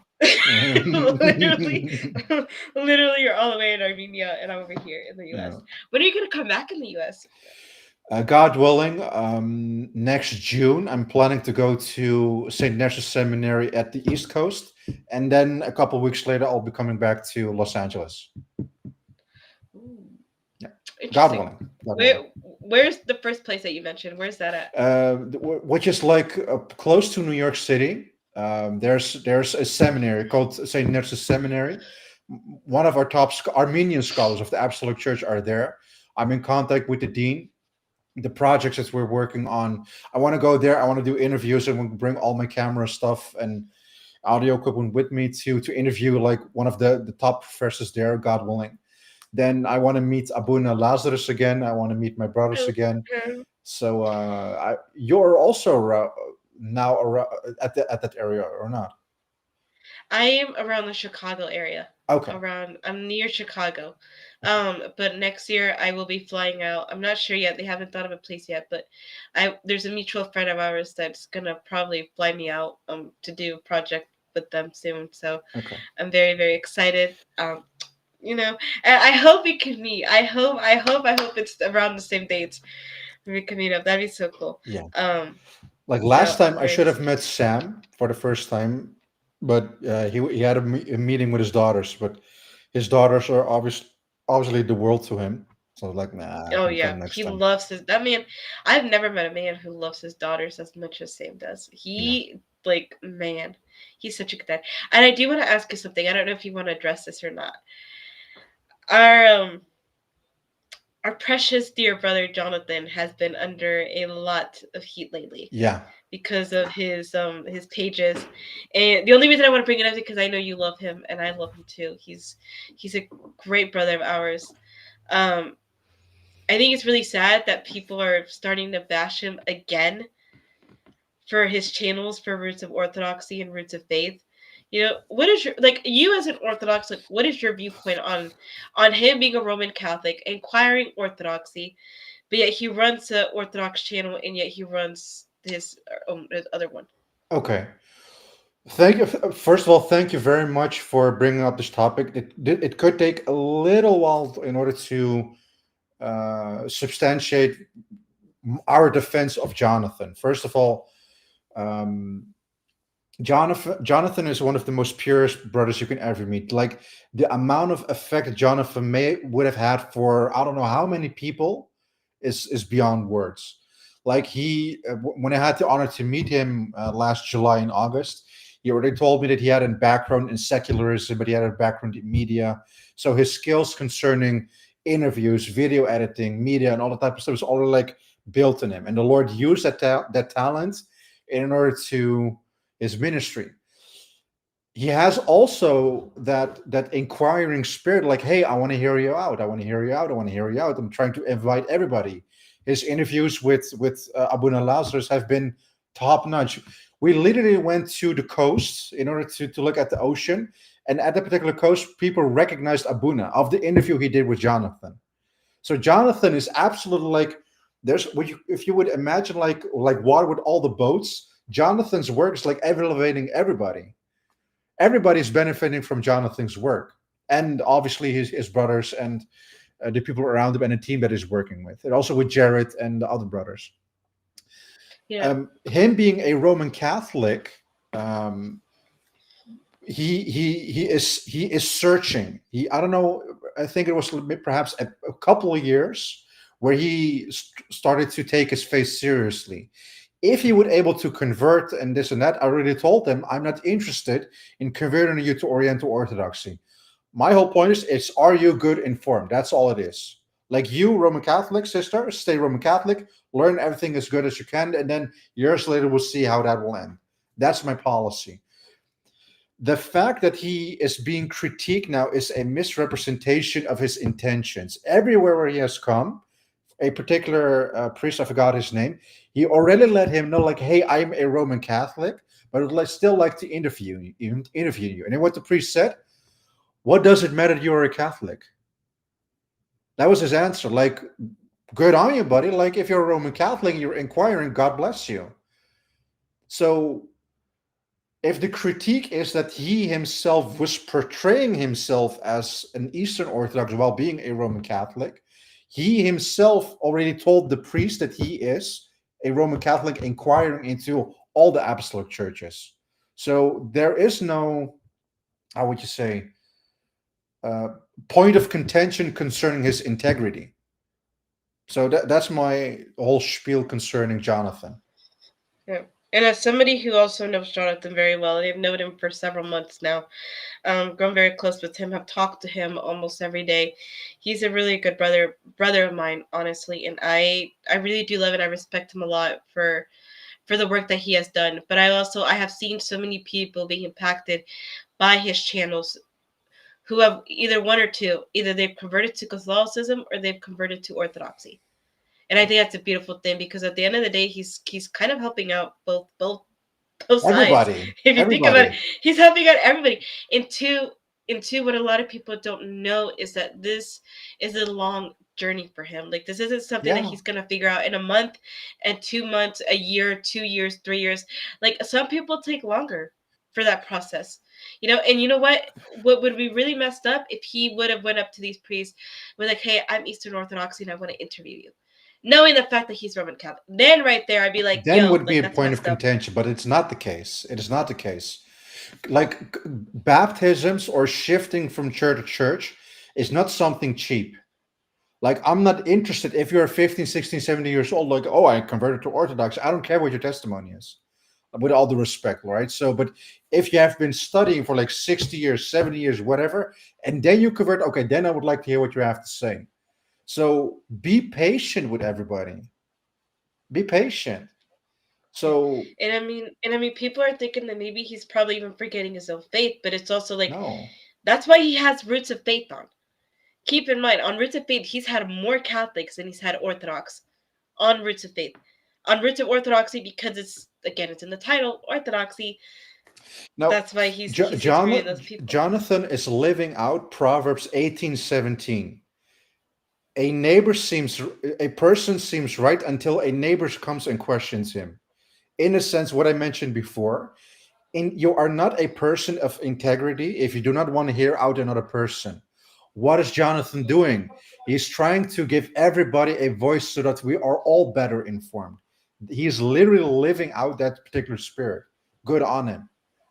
So a critique against the Oriental Orthodox, for instance, the Oriental Orthodox are not present online. When we are now present, all of a sudden it's also not good. What should we do now? Should we be present? Should we not be present? I don't get it, right? Whatever, it's like the how does the saying already go? Anyway. I mean, there's also people that are mad because like they even got mad at the guy who owns who runs the Orthodox Spirit. I forgot what his name was. Mike. Yeah. Right? I think his name is Mike. Yeah. And they same thing because he doesn't have Oriental on his page. He's called the Orthodox Spirit, and people are mad at him because on his channel, because he's saying like, well, people would think that because you put Orthodox, they think Eastern Orthodox. No, you're just assuming. But keep in mind, Oriental Orthodox people are also Orthodox. The level of critique, the level is superficial. It's also highly uninformed and highly unfavorable. Like it's a hit piece. It's not about giving. It's not hearing the brothers out. So it's unfortunate that people are still thinking this way, but it is what it is. It is. And you know what? I'm very glad that you guys made statements. I know you and Abuna and I forgot what his name was. Egan and Abuna. Yeah, like a lot. And Daniel Kakish, which you also interviewed. Yeah, so like everybody has made public statements about this, and I'm very glad because that way people can see like, hey, like you guys are sticking up for him as well. Yeah. And keep in mind, these people that he's interviewing, none of them are being forced to be interviewed.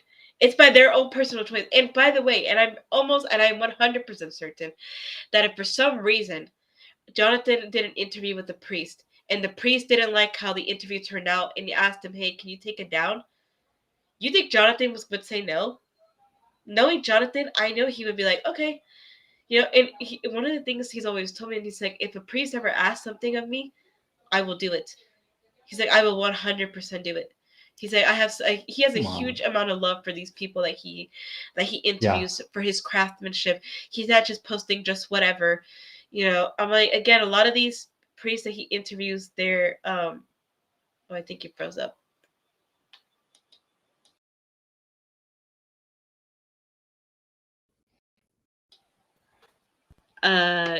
You froze up for me.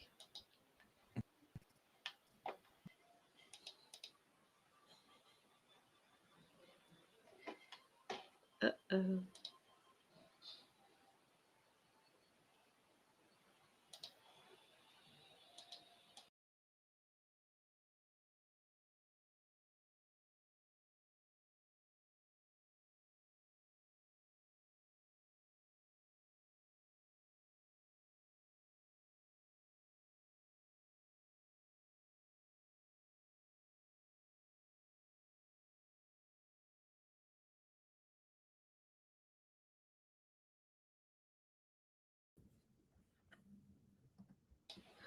Okay. Oh, wait. Can you talk? Yeah, I'm here. Okay. I thought for a moment, your mic was muted. My bad. Anyways, but yeah, we were just saying, like, you know, stop being so harsh on Jonathan, y'all. Be patient with him. He's on his own journey. Really pray for him. Really pray for him that that the Lord is able to guide him and really help him through this faith journey that he's going on right now. Whether he becomes Orthodox or whether he sticks with being Catholic, I think that we all need to just mind our business and really just pray for him instead of being so quick to judge online and jump to wanting to basically, slaughter this poor guy. Like, he has such a kind heart, and he has such a huge love for both faiths, and so I think what he's doing is beautiful. Could not agree more. Yeah. Yeah. But he truly loves all the apostolic churches.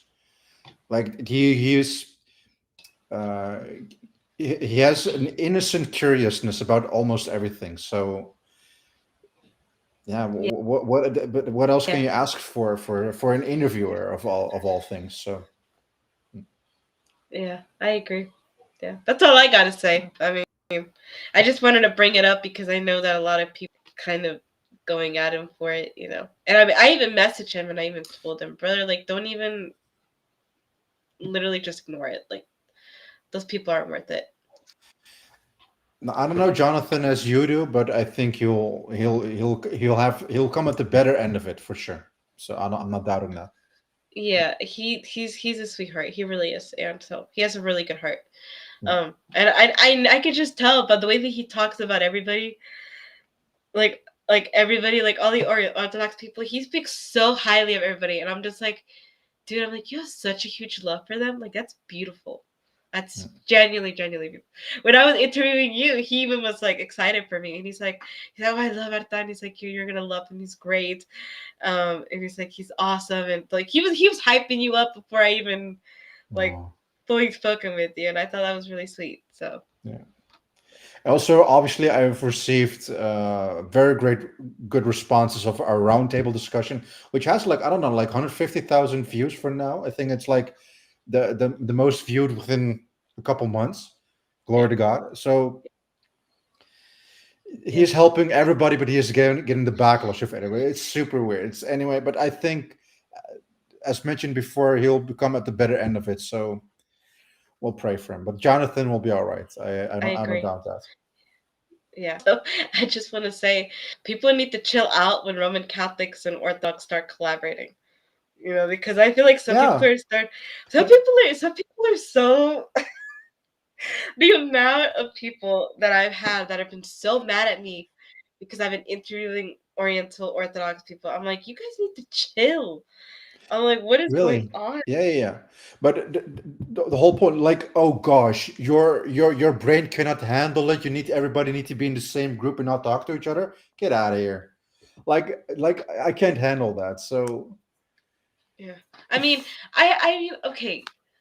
I had a conversation with 𝗪𴛚, but by the way, people loved, and they were so shocked to find out that he was Oriental Orthodox, and the fact that like me and him and I were able to resonate so much within our stories, which I love that interview. It was a great that's interview. My favorite interview that I've done with him. He's so sweet. I love him. Oh, was it? It was your favorite? I wasn't not your favorite anymore. I said you're my favorite Armenian, brother. Oh, that helps. Like, he's a priest. Okay, I'll become a priest and we'll try again. Okay. And then, yeah, so people really seemed. I had so much positive feedback on that one, but where people kind of pushed back was when I invited you and Daniel, Subdeacon Daniel, and I'm like, and you know what's funny is that even Catholics, they were telling me, they're like, oh, you there's no way you can handle conversations with them, because what if they question you about your own faith, or what if they try to convert you, or what if they try to do this or that? I'm like, brother, I'm not even trying to convert them. I'm like, what are you talking about? I'm like, we're just having a normal conversation. No. Yeah.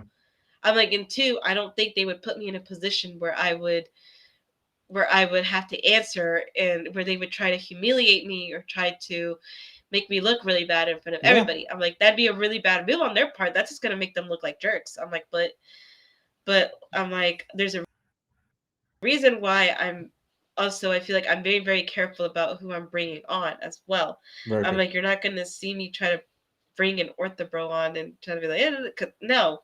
I'm like, because I literally tell them, like, have you even seen my interview with both of them?